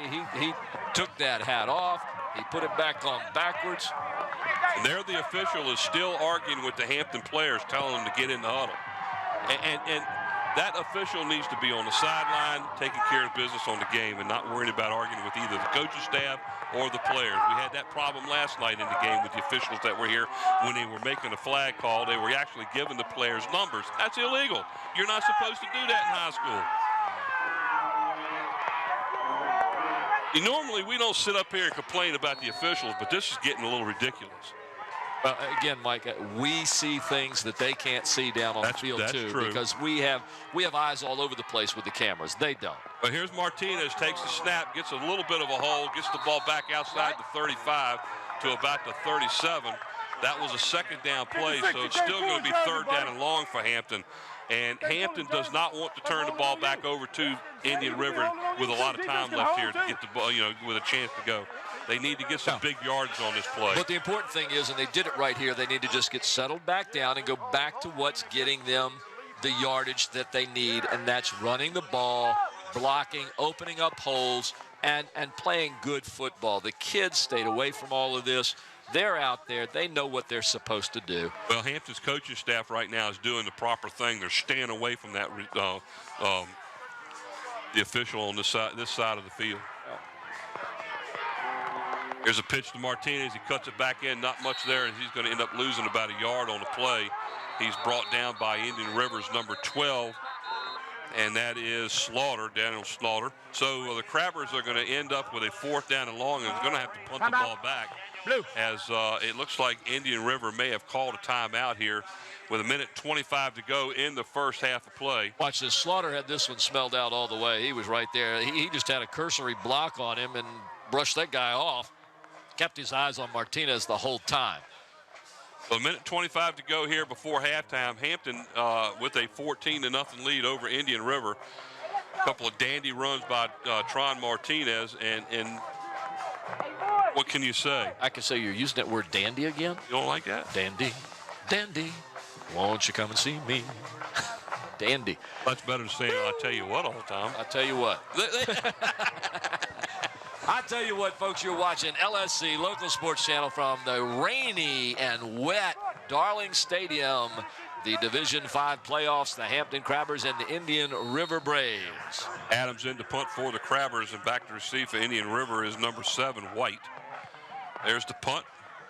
End over end to the far side. Gets a Hampton bounce inside the 40 down to the 35-yard line, where the Crabbers will down it right there with 1:16 to go in the second quarter. Indian River will take over 1st and 10 from their own 35-yard line, trailing 14-0 over the Hampton Crabbers. And before we get to the halftime, ladies and gentlemen, as you obviously know, because you're watching this on tape delay on Cox Channel 48, you're watching LSC Local Sports Channel. If you want to see this game again, we are going to broadcast it on Wednesday, November the 12th at 8:30 a.m. and 8:30 p.m. We're going to broadcast it on Thursday, November the 13th at 9 a.m. and 9 p.m. And that's going to be on LSC Local Sports Channel. But you can also watch it on the internet. Just go to the Hampton City School site and follow the WHCS links. 4 wideouts, 2 to the near, 2 to the side, snap almost over the head of Hamrick. Passes outside, and it's completed outside of their own 45-yard line to number 7, DeAndre White. That's going to be a gain of about 11. It's good for a first down as the ball is, the clock is stopped as the runner receives the ball. Not only stop the clock, he went out of bounds to stop the clock. So that will help out Indian River as far as the clock is concerned here, as now they're in a clock management situation. They still have 2 timeouts left here in the first half. Hamrick again in the shotgun. Takes the snap, goes back to pass. It's a screen pass over here to Jones. And he's forced out of bounds right there at the Crabber 46-yard line. It's going to be a pickup of about 8 yards on the play. So Indian River, again, out of bounds, stops the clock. It'll be 2nd down and 2. Indian River using this clock real well, and Hamrick showing us why he has the yardage he has as a quarterback. Sharp passing. He's keeping them low now. He's going with the high percentage short passes, getting the runners out of bounds to save time on the clock. He's doing a good job right now, Mike. 2nd down and 2 now. 3 wideouts to the near side as they set it up with 5 wide receivers. Back to pass is Hamrick. Straight over the middle, overthrown, almost intercepted by Allison, all the way down to Crabber 20, but that was well overthrown, incomplete.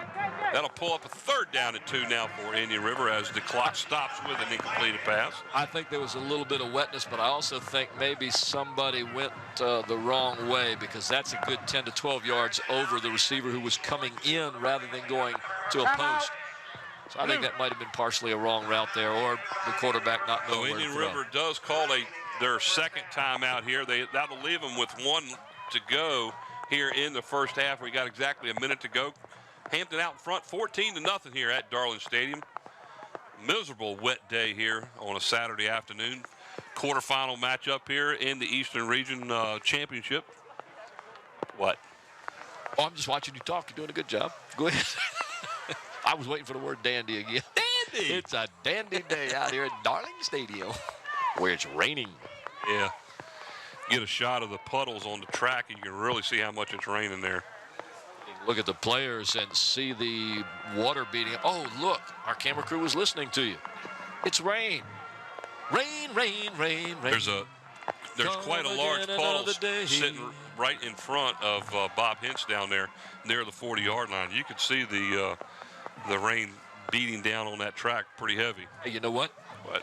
I'm singing in the rain. I'm singing in the rain. Dancing and running and feeling no pain. Here we go, 3rd down and 2 for Indian River. Hands the ball off to Jones up the middle. And he gets a 1st down inside the Crabber 45 down to about the 41 as the Crabbers number 85 on the stop is Shea Bumpus, defensive right end for the Crabbers. 1st and 10 for Indian River at the 41. Woo, a bunch of people moving that time for Indian River. The ball never was snapped.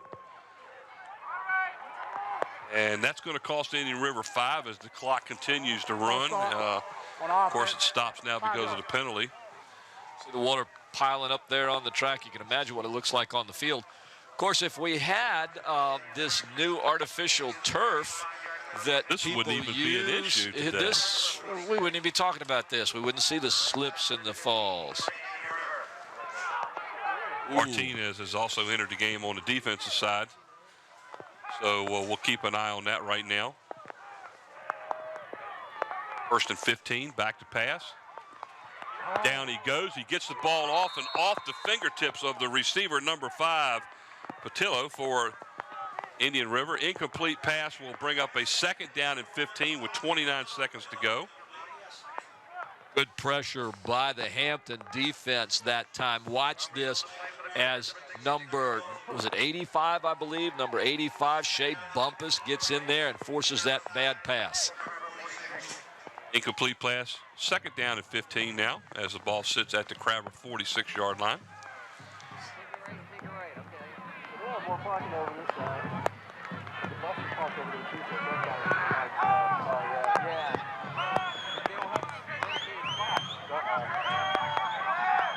Back to pass is Hamrick. Sets up, being flushed out of the pocket.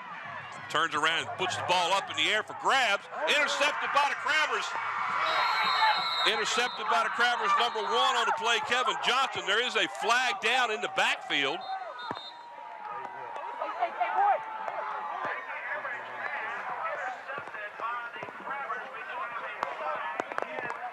Got to be a hold back there. They're talking to the Hampton Crabbers, and it will be against Indian River.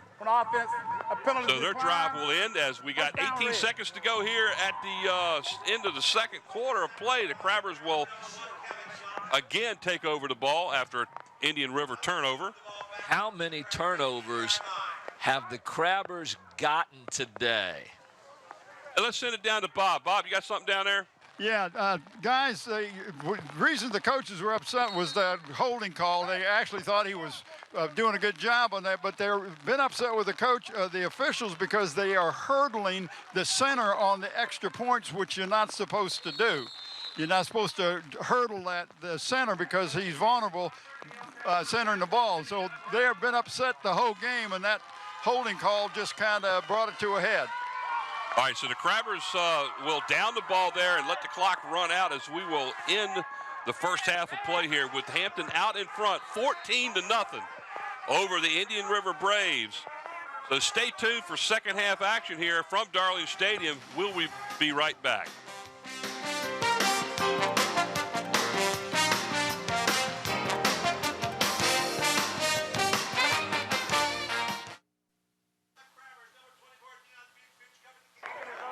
Yeah, we're back here as the kickoff was taken at the 5-yard line by Dion Futch. And nice return out to the Crabber. Let's see where they're going to finally mark it. Looks like the Crabber 42. Stand it down the sideline where Bob has an interview real quick on the sides.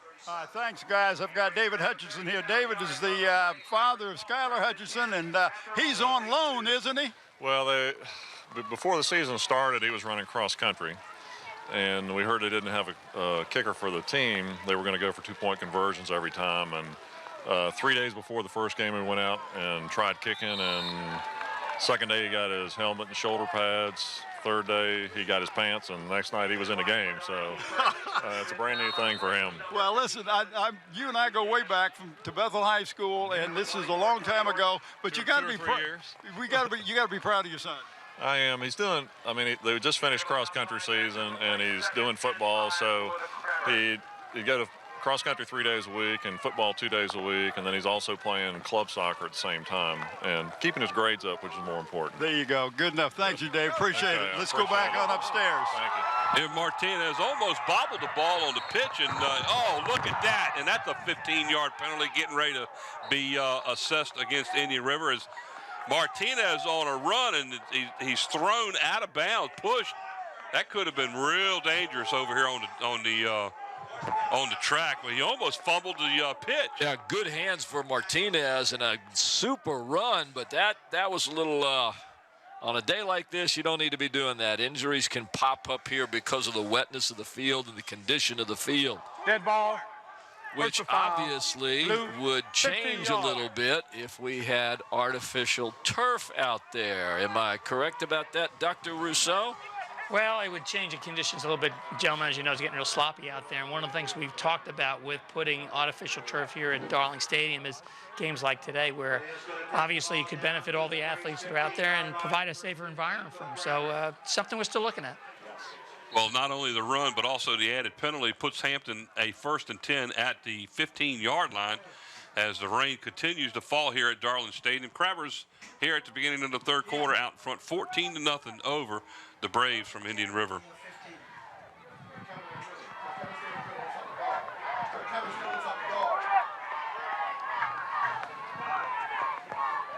Wofford under center, 2 wide outs to the far side, and there's a handoff to Martinez up the middle near the 10, still fighting his way inside the 10 down to about the 7. And he carried the entire front line of Indian River for an additional 3 yards after he was hit. He did, Mike. They just had him all wrapped up. Let's watch this. Right here, they start to collect him, and look, boom, boom, boom. He just goes, 2, 3 more yards.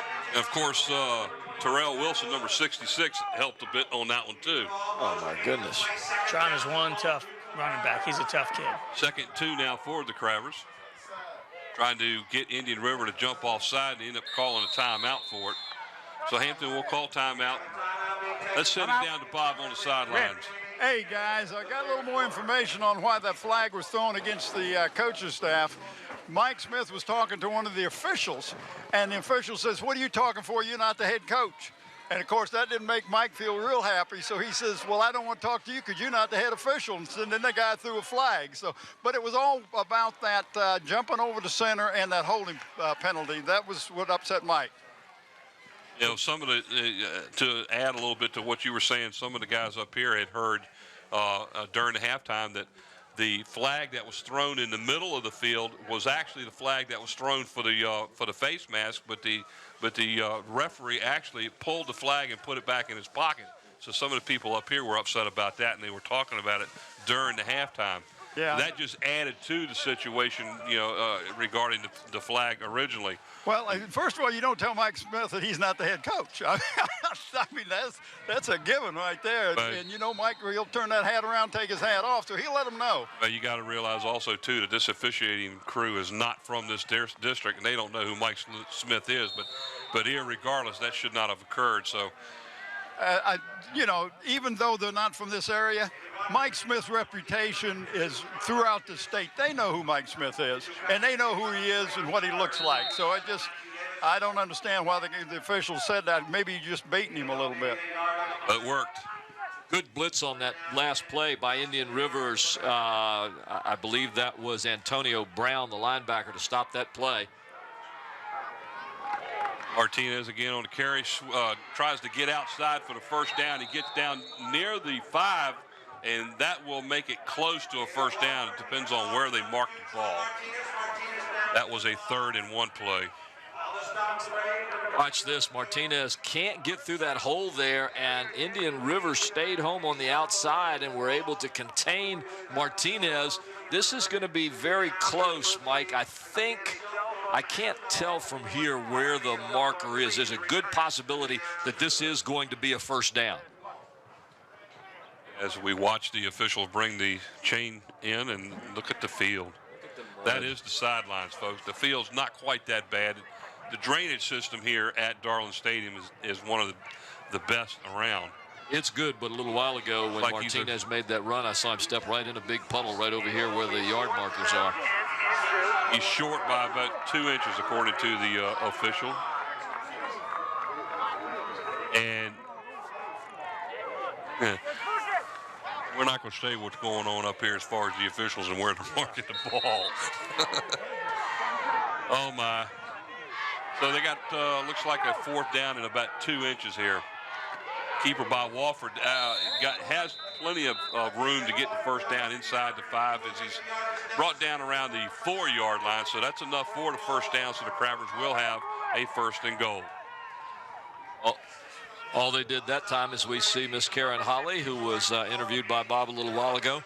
All they had to do that time was follow Rory Nixon and Michael Tate right up the middle and pick up that first down. And as you can see, boy, all they gave him was about a yard there. I thought he had more than that. Yeah, well, I'm just looking through the camera view on the screen. They have a better shot than I do down there. Yep. Up the middle is Martinez. Looks like he gets to about where the line of scrimmage was, and that's about it. There's no gain on the play. That'll bring up 2nd down and 5, and I think a sweep right here might do it for him. Yeah, because Indian River is really playing tough up the middle right now. They have solid up. 8:57 on a running clock here in the 3rd quarter. Hampton 14, Indian River nothing. Eastern Region quarterfinal action here at Darling Stadium on a Saturday afternoon. This is the last. LSC, local sports channel on Cox Cable 48. The last of the regional games for this week. All the rest of them were all played last night, including the big win by the Phantoms of Phoebus. And now that's going to cost them 5 yards for a delay of game. Delay on offense. So instead of 2nd goal from the 4, it's now going to be 2nd goal from the 9. Not looking real pretty here right now, but still got plenty of time in this game. While we've got a quick break, ladies and gentlemen, I'd like you to know that the 3rd quarter of this game is sponsored by Eric Thompson Realtor, a Hampton City Schools alumni and a former athlete. You can call Eric at 685-3127 to buy or sell a home or property. Wofford under center, 3 wideouts, 2 to the near. Here's a pitch to Martinez to the left. And he's inside the 5, inside the 3, down to about the 2. Forced out of bounds, and they had done that the last play, they'd have scored, huh? well, I don't know. And you never know. It looks like they're going to mark it right inside the 3. So that's going to bring up a 3rd and goal, about 2.5 yards out. Here's the pitch to Martinez. Nice block. He gets the edge on the corner. Under the 2, where the ball was. It's close to where it was.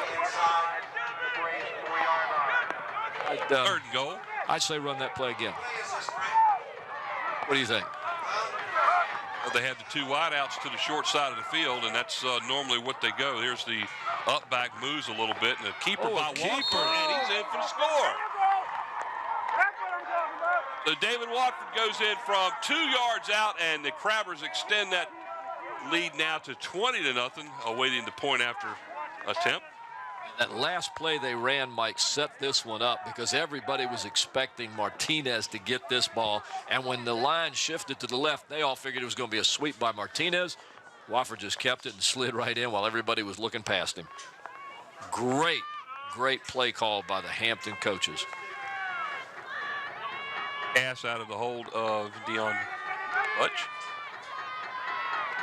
Snap down, the kick is up, it's short. Just enough to get over the crossbar, though, and it's good. So the Crabbers with 7:18 to go here in the 3rd quarter play. Out in front of the Indian River Braves, 21-0.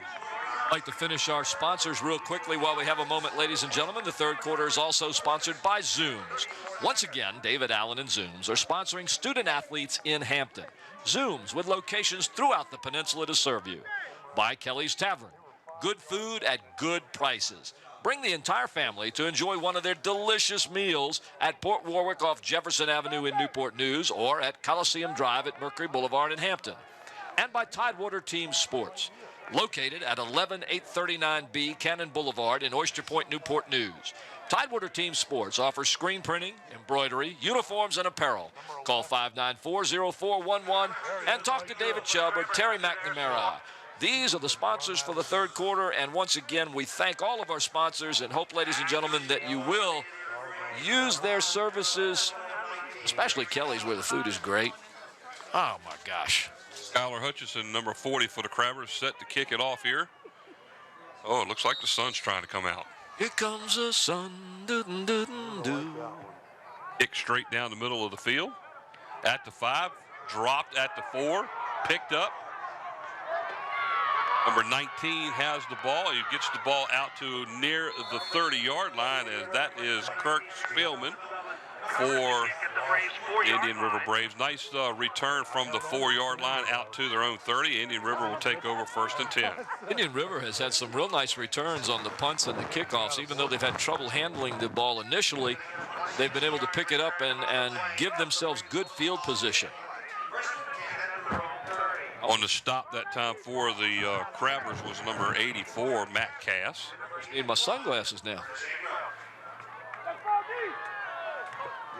It does make a difference, doesn't it? It does. As the sun is starting to come out here. You've also had the stadium lights are on, too, and they're coming right down into the booth.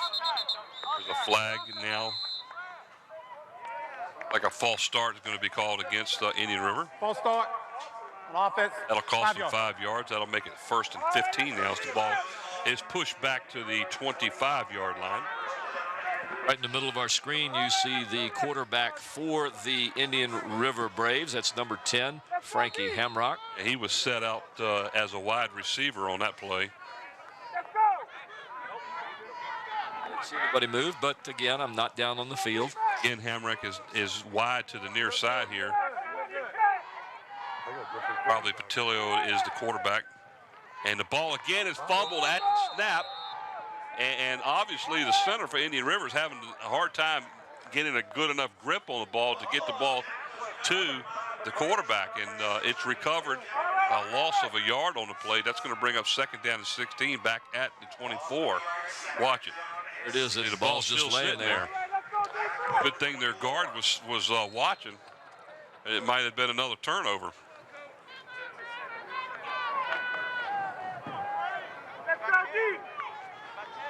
Take a look at how the center handles the ball when he picks it up from there. Does he put the point of the ball into the ground? Exactly what he's doing. He might be having a hard time with the ball sinking there. And it's low again this time. Pass over the middle. Oh, and that one should have been intercepted. Andy Allison almost had another interception right there, ladies and gentlemen. That ball was overthrown and into double coverage. And it looked like they were more keying on the runner than they were actually on the ball on that particular play. 3rd down and 16 now for Indian River back on their own 24-yard line. As you can see there with the graphics, 6:21 to go here in the 3rd. Indian River trails 21-0. Graphics. The graphics man, Andy Foley. Andrew Foley. Let's go defense. Really works hard to come up with nice graphics, and I hope everybody at home appreciates those. 4 wide receivers now, 2 on either side. Back to pass, being flushed out of the pocket. Short pass over the middle is incomplete and caught.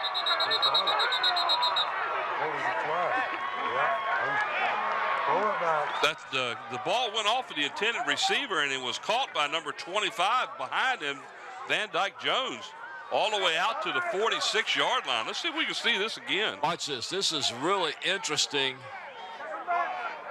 Watch this dive. Oh, outstanding catch. It was definitely a catch. And looks like we have number 5 limping off the field. Well, that's going to get called back because of an ineligible man downfield penalty. Rayvon Patillo walking off the field on the far side, limping a little bit.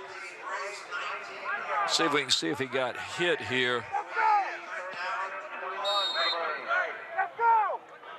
Didn't look like he got hit. Maybe he twisted his knee or something. What an outstanding play as he was able to be able to pull that one in after it was deflected off the intended receiver. And either way, it goes for naught. Is it going to end up getting a 5-yard penalty for an ineligible player downfield on the pass? That's going to bring up 3rd down and long now. Back in at quarterback again, number 10 is Frankie Hamrock. So with back to pass, tucks it in, takes off running for one of the few times in the game. Great field position. He almost gets a first down, and they're going to give him the first down. As Hammer gets all the way outside his 40, and that's all he had to do was get to the 40-yard line. What are y'all doing? Watch this again. Nice hole for him to go through, and he's got some decent speed. I like the way he shifted that ball to the opposite side from where the tackler was coming through on a wet day. You want to make sure you don't lose it, and they've had some lost balls here so far in this game. So it's a good move. The 1st and 10 for Indian River at their own 40. Hammer in the shotgun. Back to pass. Short screen pass over here to Jones. There's a flag in the backfield. He fumbles the ball, and Hampton recovers. That flag in the backfield is going to probably be holding, so this may be another turnover for Indian River. So let's see the hit there. Nice little pass right out of the backfield. There you see the initial hit. First down. Spins him to trying the to fight and gets that hit coming from the back by it looked like the actual hit that caused the fumble was by Shea Bumpus as he came in from the back. Truck is saying that if he'd have just gone down on the initial tackle, he wouldn't have lost the ball. He got on the second one. Once again, a turnover, the 4th turnover in the game by Indian River. Gives Hampton a 1st and 10 at the Indian River 45-yard line. Let's run him a little bit.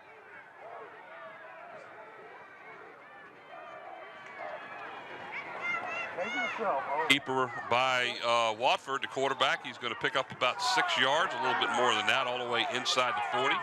They're going to mark it just shy of the 38-yard line. Gain of 6 on the play. We'll call it 2nd down and 4.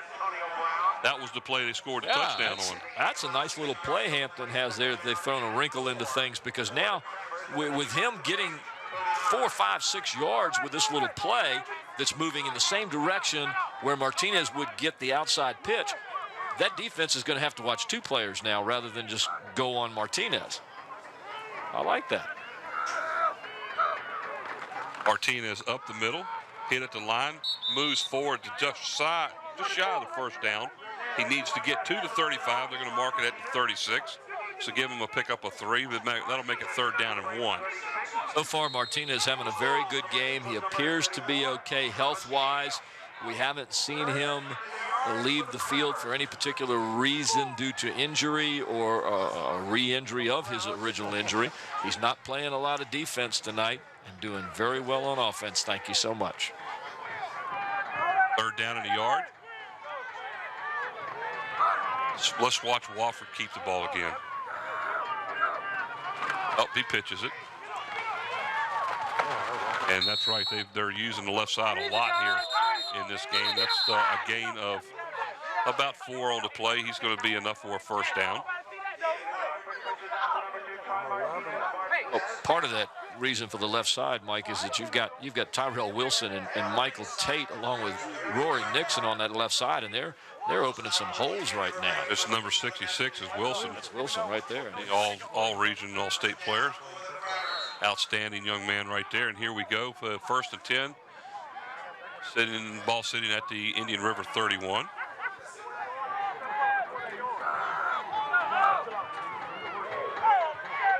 They're going to call time. Yeah, they tried to get the Indian River players to jump, and again, they didn't. They jumped, but I guess they didn't go over the line. I mean, 3 players actually moved, and sure did. Let's see if they moved far enough. Whoa, whoa, whoa, whoa, whoa. That's about as close as you can get to getting into the neutral zone without being called with a flag. So they have to call a timeout again. What are you shaking your head about? Picking on these 4 officials today, Mike. I don't know why. 21-0 and 3:24 left in the 3rd period. I think Hampton High School's put in a great position. Yes, they have. I think we just Offense has done a good job. What do you got there? How many yards does Martinez have? Can I play Karnak again? Do you remember Johnny Carson? I'm playing the great Karnak. 202. Really? What's the question? How many yards does Martinez have today? You got it. Look at it. 23 carries for 202 yards. Outstanding. Not bad for a guy he with a hasn't bump been shoulder. standing at all. He's been running. I'm waiting for Fox Sports to call you guys to do some games, you know? Oh, Really. yeah. That's not going to happen. Scotty said so is he. First and 10, Hampton. There's Martinez off the left, breaks a tackle, breaks 3 tackles, gets down to about the 21-yard line, and that's going to be close to another first down.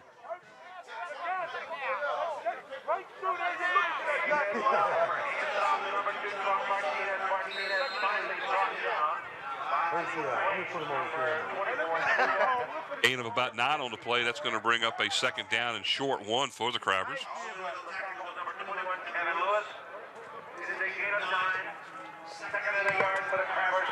See the wetness of the field out there. The rain has stopped, but the field, of course, is quite wet, quite slippery. You're watching LSC, local sports channel from Darling Stadium. Number 11. And off to number 32. Whoa, look at this, breaking all these tackles, and he goes in to score. The Crabbers' Dallas Cogsdale takes the snap and goes 21 yards, 22 yards, breaks tackles left and right, and scores again for the Crabbers. That was a power run by Cogsdale. I mean, he made this.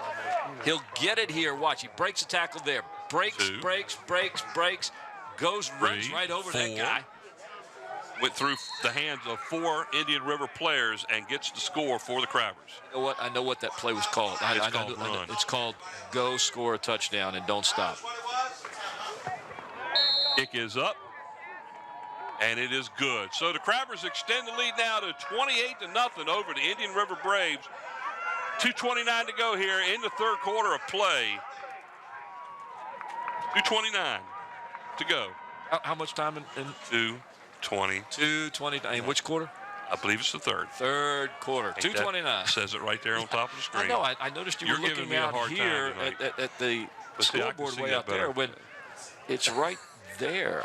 He said I was arguing with him. Come on up here and talk to us. He wants you to move up. So come on. I mean, it's been a great game for the Crabbers today, and of course, in anticipation of Mike Smith's 400th win.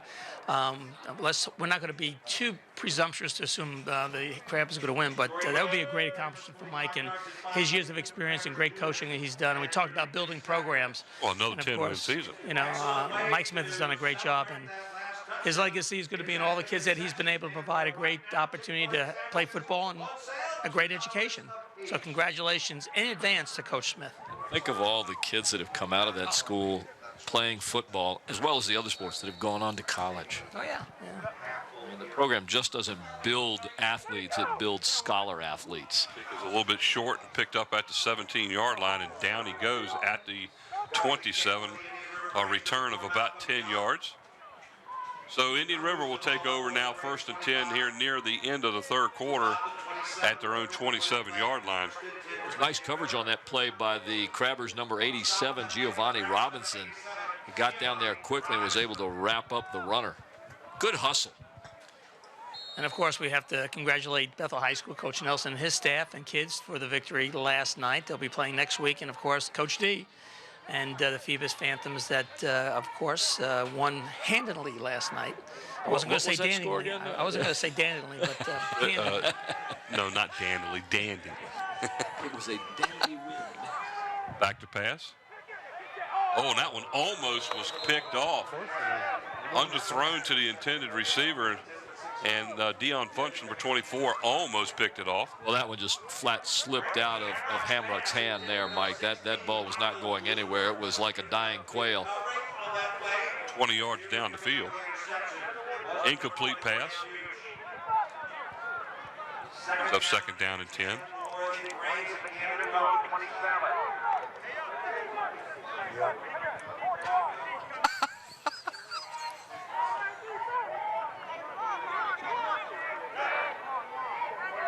Two wide outs to the near side, 2 wide outs to the far. Single setback. There's a flag, and somebody on this side of the field moved early. That's going to cost Indian River 5. 5 yards. 5 yards. I guess Phoebus High School will be playing next Friday night home here at Right Darling here. Stadium, and our other two teams, Bethel and Hampton, will be at visiting locations. So hopefully everybody will come out and support the the Phoebus Phantoms, and in our next quest. Well, that'll be a pretty good game. Next couple of days will be really good. We'd love to see Hampton High School play Phoebus, and then the winner go on to the state championship. I'd see both of them go on to the state championship and tie for the state championship. Green pass set up nicely, but it was overthrown to the intended receiver out of the backfield again. It was number 25, Van Dyke Jones, a little bit overthrown. Incomplete. That'll make it 3rd down and 15. Ball sits back at the 23. Has Hampton Schools ever had 2 state championships during one year? They came close. Kickotan and Hampton. 1996. Ronald Curry. Right. They played at Norfolk State. As we watch Danny Mitchell on the screen as he barks out instructions to his team, and that was a very, very, very close game. And lost, I think, in the last 97.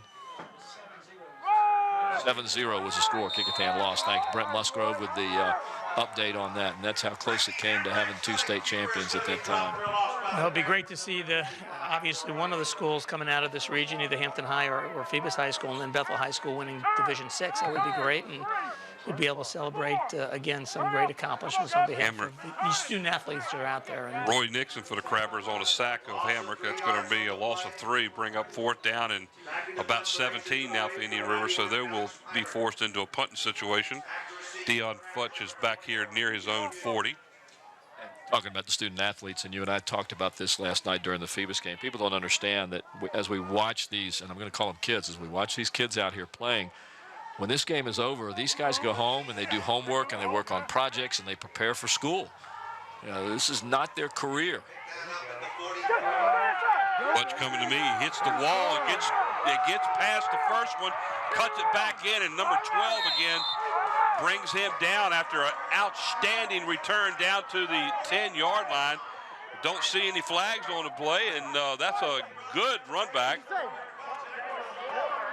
About 50 yards. Let's see where he picks it up at. Okay, right at his own 43-yard line.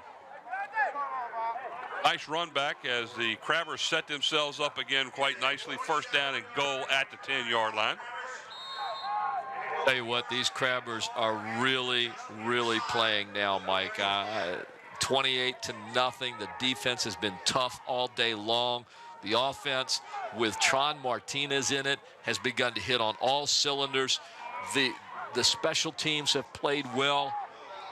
They're putting it all together, and you're seeing a top-quality team here.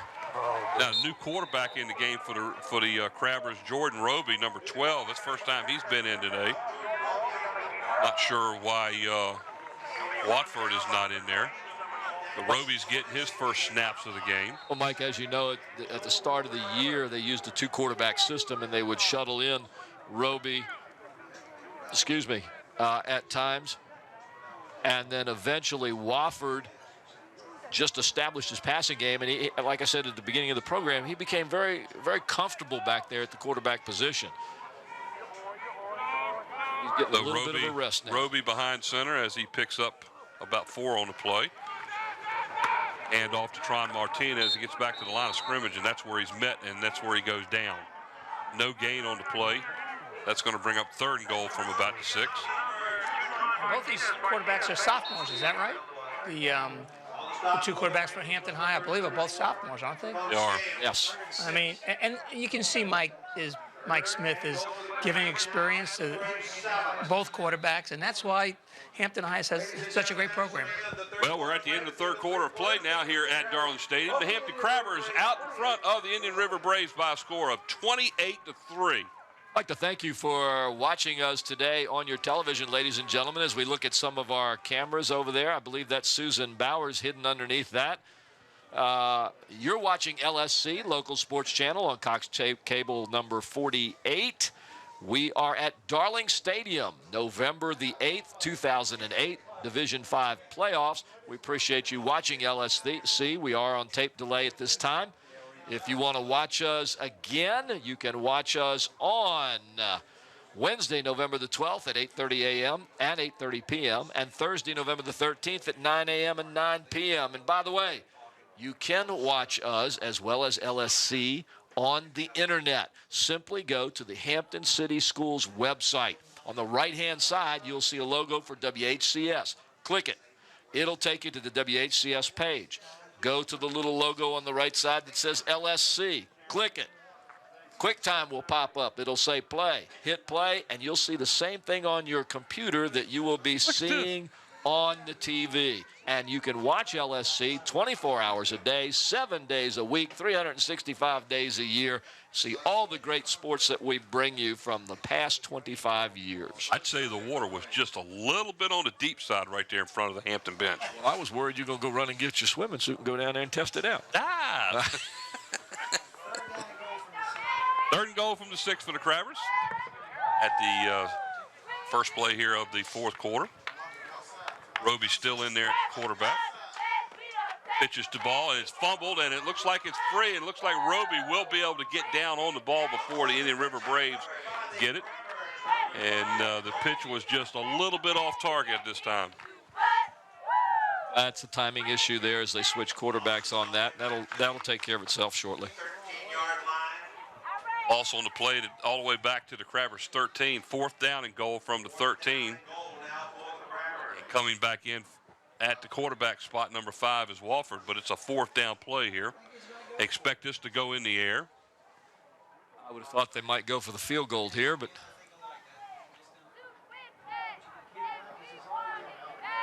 would have been a good idea to let the youngster have a shot at it, but back to pass. Oh, he's got a man. Nope, had a man. And flushed out of the pocket. He's going to go down. He's going to go down near the 10-yard line. So the Crabbers are not successful at scoring in here as they were deep 1st and goal and did not score. So Indian River will take over down, it looks like about their 12-yard line. This, I think, guys, is a statement by the Crabbers on how much they have faith in their defense. They're saying, okay, we're either going to score or they're going to get it. Our defense is going to hold them no matter what, and we're coming back. Very impressive win. I mean, 28-0 against. We don't say that. Game's not over with yet. There's a whole quarter play. Well, 11 minutes. I don't think, Mike. That, how long did it take Tron Martinez to score that 86-yard pass or run? Maybe 20 seconds. 14 seconds? So it took them 14 seconds to This score. defense is not giving up 29 points in the 4th quarter. We certainly hope not, right? No, this defense only gives up 15 points a game on an average, so I think we might be safe. And we're going to pass to the flat, and it's completed for about 14 yards near their, let's see, they're close to the 25-yard line, but Indian River will have a 1st and 10. Indian River's biggest opponent right now is not Hampton High School. It's the clock. That's right. You know, and that clock keeps on ticking, and they're just not going to have enough time, even if they do a futile comeback. 6'2" quarterback throwing to a 6'5" wide receiver. 9 times out of 10, if you throw the ball straight, you're going to make that one. Ron Martinez is back in there in the defensive end. Uh-oh. Is that Renee?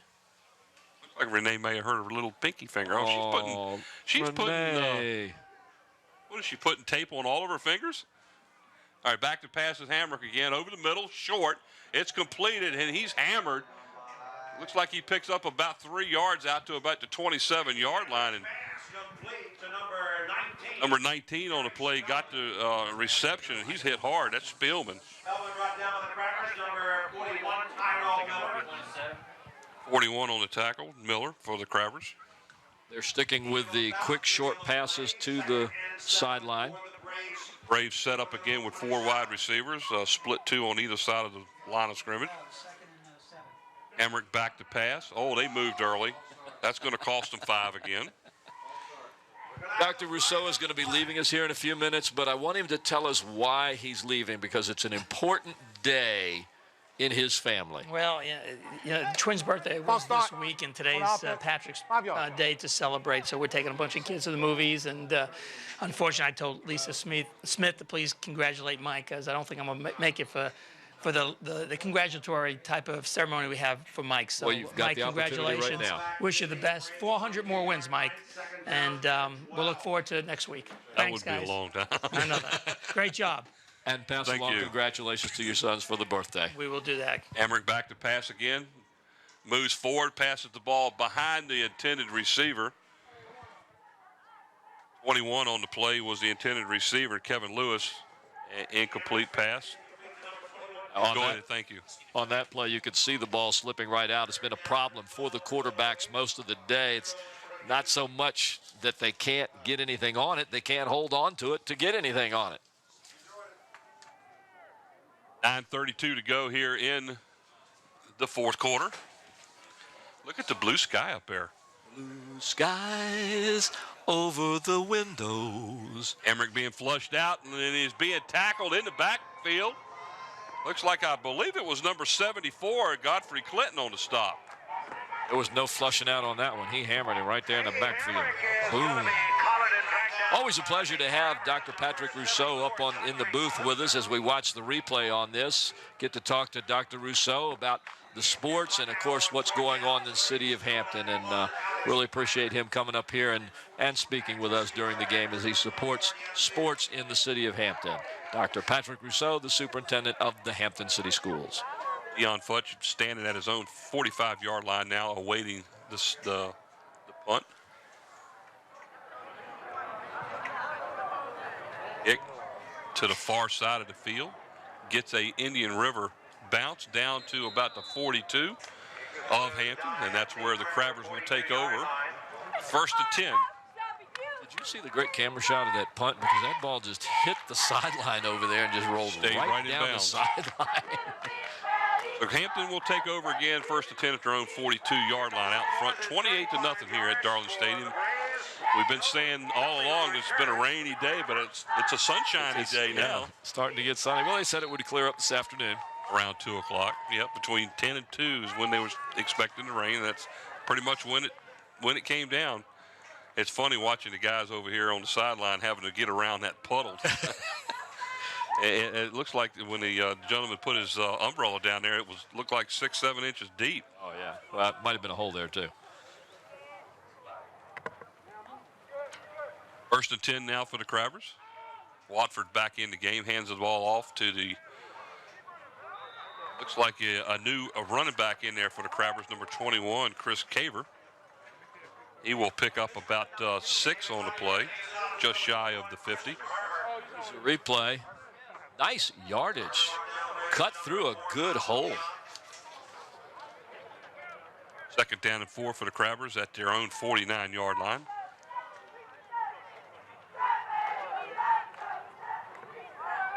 Be a gain of about 7 yards on the play. 2nd down and 3 for the Crabbers at their own 49.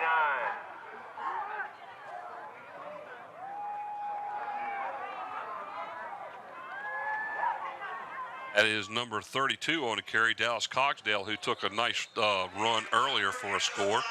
He gets enough here for the 1st down for the Crabbers as he's down inside of Indian River territory, down near the 47-yard line, looks like where they're going to mark it. So the Crabbers will have a 1st and 10. As the clock continues to be the Crabbers' ally, running down to 7:45 to go in the 4th. Crabbers out in front, 28-0 here. And, Mike, I'm looking on the sidelines. I think something's going on, and it is, and it's a great thing for Hampton. You've noticed the quarterbacks and the running backs. Tron Martinez is not in the game. And I don't think, as long as Hampton has this kind of a lead, that you're going to see any more Martinez today. They're not going to take a chance with him getting re-injured when they are at the point where they're moving on in the playoffs. Well, that's an outstanding move right there. I mean, yes, it's a very smart move because he was hurting pretty good there for a couple of games. And in that game against Bethel, he was hit real hard. Timeout is called now by Indian River. 7:25 to go here in the 4th quarter as Indian River still trails the Crabbers 28-0. There you see the blue skies as our flag unfurls itself atop the stadium here at Darling Stadium in Hampton, Virginia, November the 8th, 2008, as we bring you Division 5 regional playoff here from Darling Stadium. the Hampton Crabbers and the Indian River Braves. Hampton, as Mike just told you, with a 28-0 lead with 7:25 left in the game. And well, I would say that this is a statement game for the Crabbers. Oh, yes. Number 4 seed against the number 5 seed. You would have thought that by the seeding that these two teams would have been pretty evenly matched. Looking at the regular season statistics, they were. But so far in this game, Hampton has really done a good job. Well, we mentioned at the beginning of the game, too, the weather's going to be a major factor. And I think, having not seen Indian River play, but looking at their stats and looking at this young quarterback, passing is their game. And they have not been able to do that very well today because of the weather, Mike. Roby on a handoff up the middle. Nice hole. I'm talking about. Like the running back for the Crabbers was number 20, and that was Faulkner. So Faulkner will pick up 10 yards and a first down for the Crabbers. So a bunch of different new players in the backfield for the Crabbers. The coaches, Mike Smith, just running them in and running them out. And then that front line for the Crabbers, obviously to this point, has won the battle in the trenches. They are opening up holes. That last hole was, there wasn't anybody there when he went through the line of scrimmage. Roby again, the quarterback, hands the ball off again to Faulkner. He follows his blockers, gets down inside the 30 to about the 29-yard line. He will pick up about 7 on the play. I think it looks like we'll call it second down and about 3 now for the Crabbers. Let's see where they mark it. Look, you can even see shadows on there. Look at the field, folks. The sun is out. You can see shadows. Like they set it down right at the 30, give them 6 yards on the game. Second down and 4 now. This, I can see clearly now the rain is gone. I can Scotty, see you got to stop doing that. obstacles in my way. Second down and 4 now for the Crabbers. Gone are the dark clouds that had me down. Hold Look up out. the middle, look out. Faulkner all the way in, untouched, score. Touchdown, Hampton. They can do it with the starters, and now they're doing it with the reserves. Ladies and gentlemen, give credit to Tyrell Wilson. Give credit to Michael Tate. Give credit to Rory Nixon. Give credit to Andrew Alston. Give credit to Derek Bailey. These guys are winning the battle in the trenches, opening the holes, and the running backs are taking charge. Like we're going to have number 40 in there. Skylar Hutchinson is going to attempt the extra point here for the Crabbers. He is a sophomore. Sophomores on this team. And this young man has a foot. Kick is up. Took a little bit off of it that time. He's got 2. Doesn't he have 2? Yeah, I know. Well, we saw him early in the season kicking extra points. Consistently, his kicks were strong, but they were always to the left. This time he kicks it through, and now the Crabber coach Russo. All right. Dr. Russo, and that looks like Ann Stevens over there on the sidelines. So with 5:51 to go here in the game, the Crabbers extend that lead now to 35-0 as he is standing next to Bob Hintz. I wonder if Bob wants to talk with him a little bit. If he can get a chance, we'll send it down to him. Skylar Hutchinson will now tee it up for the Crabbers to kick it off. Scoring drive for the Hampton Crabbers, 42 yards. It was 58 yards in 5 plays, and it took the Crabbers 2 minutes and 47 seconds. Kicking off for the Crabbers after their score. Skylar Hutchinson now will tee it up for the Crabbers and kick it off. Back to receive for the Braves, number 7, DeAndre White, and number 19, Kerry Spellman. Short up the middle, number 19 for the Indian River Braves, Spellman. Again, carries the ball, and he gets the ball near the 25-yard line. Like he's brought down by the Crabbers, number 7 on the play, Jason Mangago. While we have some light on the subject, ladies and gentlemen, I again want to thank the wonderful crew that has been here today. On the cameras, Nate Braxton, Susan Bowers, Gene Wheeler, Steve Fryer, the graphics and animation, Andy Foley, that gives you all the stuff that you see on the screen when we display our stats. Slow motion instant replay, Mike Nowinski. Every play that we can get to re-show you, he's back there hustling to get it on the screen for you. The camera control operator, the lovely Sarah Myers, who never has a moment's rest in that truck. The production and audio assistant, an injured young lady, Renee Camden. Our audio and chief engineer, Don Sherhouse, and the director and producer, Scotty Bowers. Hand off up the middle to number 25 on the play. Van Dyke Jones 4, Indian River. Looks like he's going to pick up maybe a yard or two before he's stopped by the front line of the Crabbers. Crabber defense has bent a little during the day, but they do not break. They have had some good swarming defense to stack up the line. Very opportunistic today, Mike, with the turnovers. 4 or 5 turnovers. I think it's 4. They have just taken advantage of every opportunity they can get. And there you see some of the guys on the line. I believe that's Mr. Tate in the middle, number 74 or 75. Number 99 is Monte Haney. These kids are just really playing a great job. The handoff again to Van Dyke Jones up the middle, gets near the 30-yard line, and that's it. And as we talk about them, there they are, wrapping up the runner, just stuffing everything right there. 3rd down and 5 now for Indian River, as they're looks like they're content now just to run the clock out. Trailing Hampton 35-0, and folks, the Crabbers will win game number 400 for their coach, Mike Smith. Don't forget, we have to pick the players of the games, obviously, before this is over with. That's a given right there. Got to pick a defensive player. Spillman almost falls down trying to throw that one, and he ends up throwing it out of bounds as it was intended for the Braves number 7, DeAndre White. The defensive player, the offensive player is easy to pick today. It's the defensive player that's going to be tough. There's a couple that come to mind, but there's about 5 of them that come right to mind. So back to receive the bunt. Deion Funch, number 24 for the Crabbers, standing at his own 40. Short kick this time to the Hampton side. Gets a little bit of a bounce and is down at midfield right there. And the Crabbers will take the ball. 1st and 10 at the 50-yard line. It will be Hampton's ball, 1st and 10 at midfield. So 1st and 10 Hampton at their own 50. There's a nice view. Coach Mike Smith standing next to Cogsdale, the fullback for the Crabbers, number 32. 3:54 to go here in the 4th quarter. 35-0. Hampton came out tonight, or this afternoon, and was well prepared for this game, as the bad weather really hampered the passing attack that Indian River has used for the majority of the season. Jordan Roby, the quarterback, is under center. Timeout is called by the officials, by Indian River. So Indian River calls timeout, and they will take their last timeout of the game as they trail 35-0.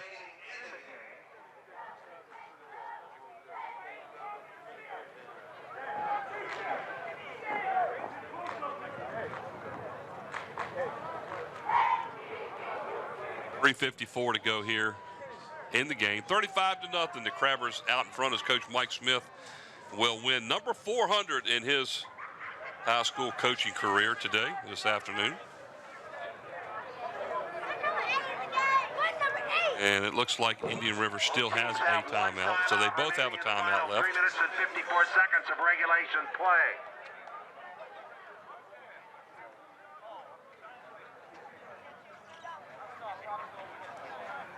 Ladies and gentlemen, we would like to suggest that everyone, you might want to stick 1st and 10 from midfield for the Crabbers. Jordan Roby, the quarterback, is under center. Hands the ball off to the lead, the fullback, number 32, Cogsdale. He's going to pick up about 2 yards on the play. That's going to bring up 2nd down and 8.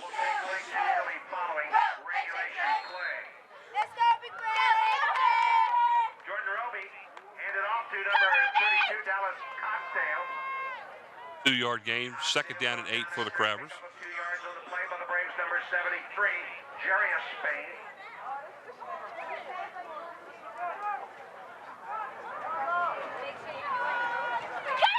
Here we go, Jordan Roby under center. Hands the ball off to the tailback, and that is number 20 for the Crabbers. Faulkner, he's not going to get much there as he's tackled right at about the line of scrimmage. Indian River's defense, believe it or not, is still really playing hard defense right now, trying to keep the Crabbers from adding any more to it as the clock continues to run down to 2:55 to go here in the game. Hampton out in front, 35-0. And I tell you what, this is a surprise to me. I thought this was going to be a closer game than this. I thought it was going to be a lot closer. I think everybody did. In fact, a lot of people were picking Indian River to win this game based on the injury to Tron Martinez. Well, we talked about that. Yes. Crabbers in the past have gone as long as Tron Martinez has been able to go. Well, they're a much different team with Tron Martinez in there now. Well, they've got some weapons that they've used tonight that they have not used before. It's worked. And the fact that the wet field stopped Indian River's passing attack, and let's be honest, that's exactly what it did. It did. And we talked about that at the beginning of the game. In order for Indian River to be successful, they were going to have to throw the ball.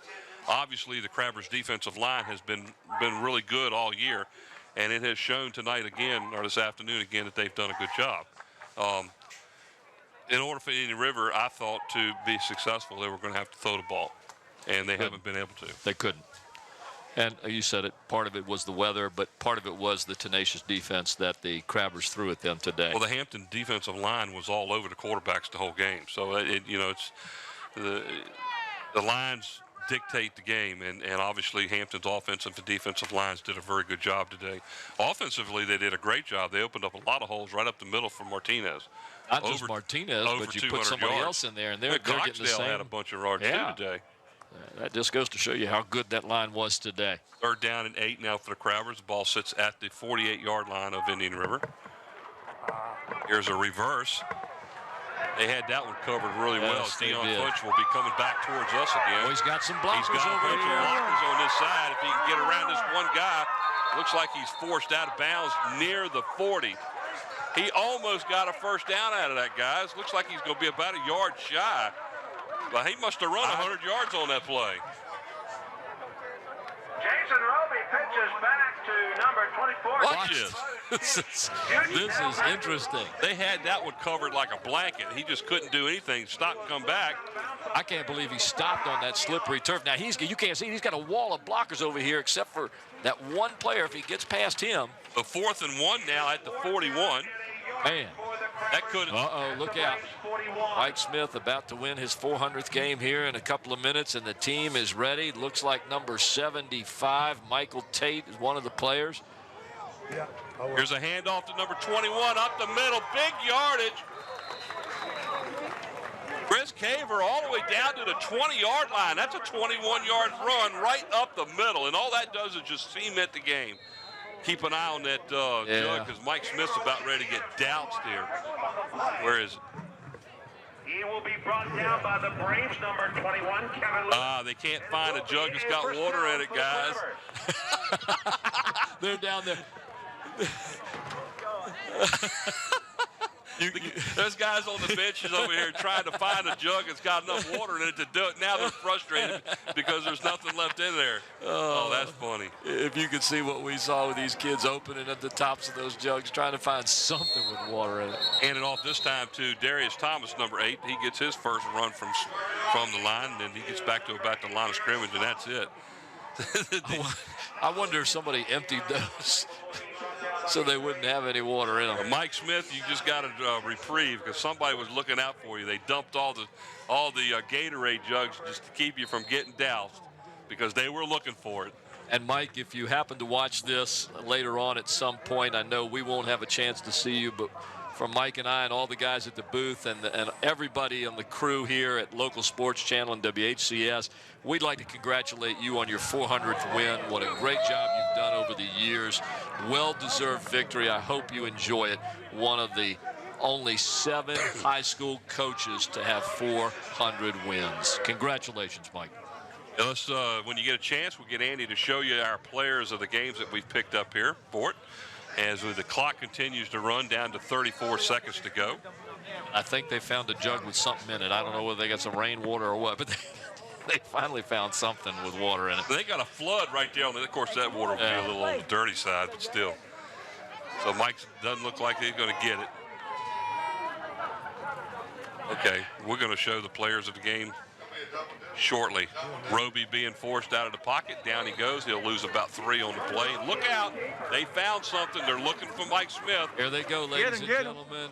Tron Martinez has Here it. they go. There's about 3 of Mike them is there. There wide it goes. open. He gets them. Not a lot of it in there. It looks like Danny Mitchell was going to get some of it, too. And there he is at the bottom of the screen walking toward the middle, ladies and gentlemen. He Mr. got Mike wet. Smith with his 400th victory. It couldn't have come at a better time as they defeat the Indian River Braves by a score of 35-0 in the first round of the Division V regional playoffs. The final score here at Darling Stadium, Hampton 35 and Indian River nothing. Stay tuned. We're going to have a celebration and a recognition for the 400th win here for Coach Mike Smith as we look at the player of the games now for the Crabbers offensively. Tron Martinez over 200 yards rushing.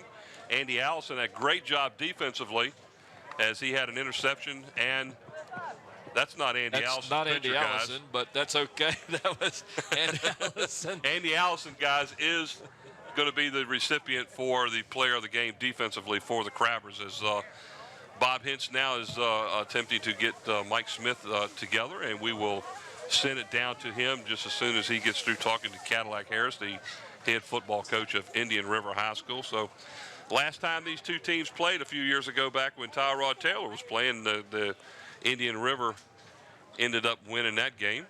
Well, that was Andy Allison there, ladies and gentlemen, but the names were transcribed or reversed there. So Andy's trying to get that taken care of as we will be sending it down to Bob Hintz in just a second. There you see Coach Smith with the hat on in the middle of all the orange, or excuse me, red shirts, Okay, and there they as are. we will now send it down to Bob. I'd like to direct your attention down to midfield for a very special occasion. Well, first of all, Mike, congratulations. But we've got some people here's got something to say for you. Coach Smith, why don't you bring your wife on, please? Mrs. Smith? Not only do we want to congratulate the Hampton Crabbers for a great game tonight and good luck next week, but we also want to acknowledge the wonderful work that you've done with your students, athletes. This is your 400 win, which is a milestone in coaching. And we have a few presentations. One is a nice picture of you smiling. And it states 400th football victory. Congratulations, Coach Mike Smith, Hampton High School. Congratulations. And one other thing, Mike, one more thing. We've got one other presentation. To commemorate this, here's a football to commemorate your 400th win. Mike, congratulations. Again, Mike, congratulations. You and you're a young man on them. All right, let's go on back up. Very good. 400 wins for the coaching career of Coach Mike Smith here at the Hampton Crabbers. Again, the final score here at Darling Stadium in the Eastern Region Division V quarterfinal matchup between Hampton and Indian River. Final score of the Crabbers 35, Indian River Braves nothing, as the Crabbers go 10-1 and will continue to play as they will play next week on the road. I didn't hear him. He said, from Darling Stadium, you've been watching LSC as we brought you the Division V playoffs between the Hampton Crabbers and the Indian River Braves. Paul Rowe, along with Mike Hauser, Brent Musgrove, Bob Hintz. Ladies and gentlemen, we hope you enjoyed today's show. We'll see you next week. Tonight's broadcast has been sponsored by Zooms. We're proud to have David Allen and Zoom sponsoring us again this year. Zooms, with locations throughout the peninsula to serve you. By Kelly's Tavern, family dining with 2 locations on the peninsula.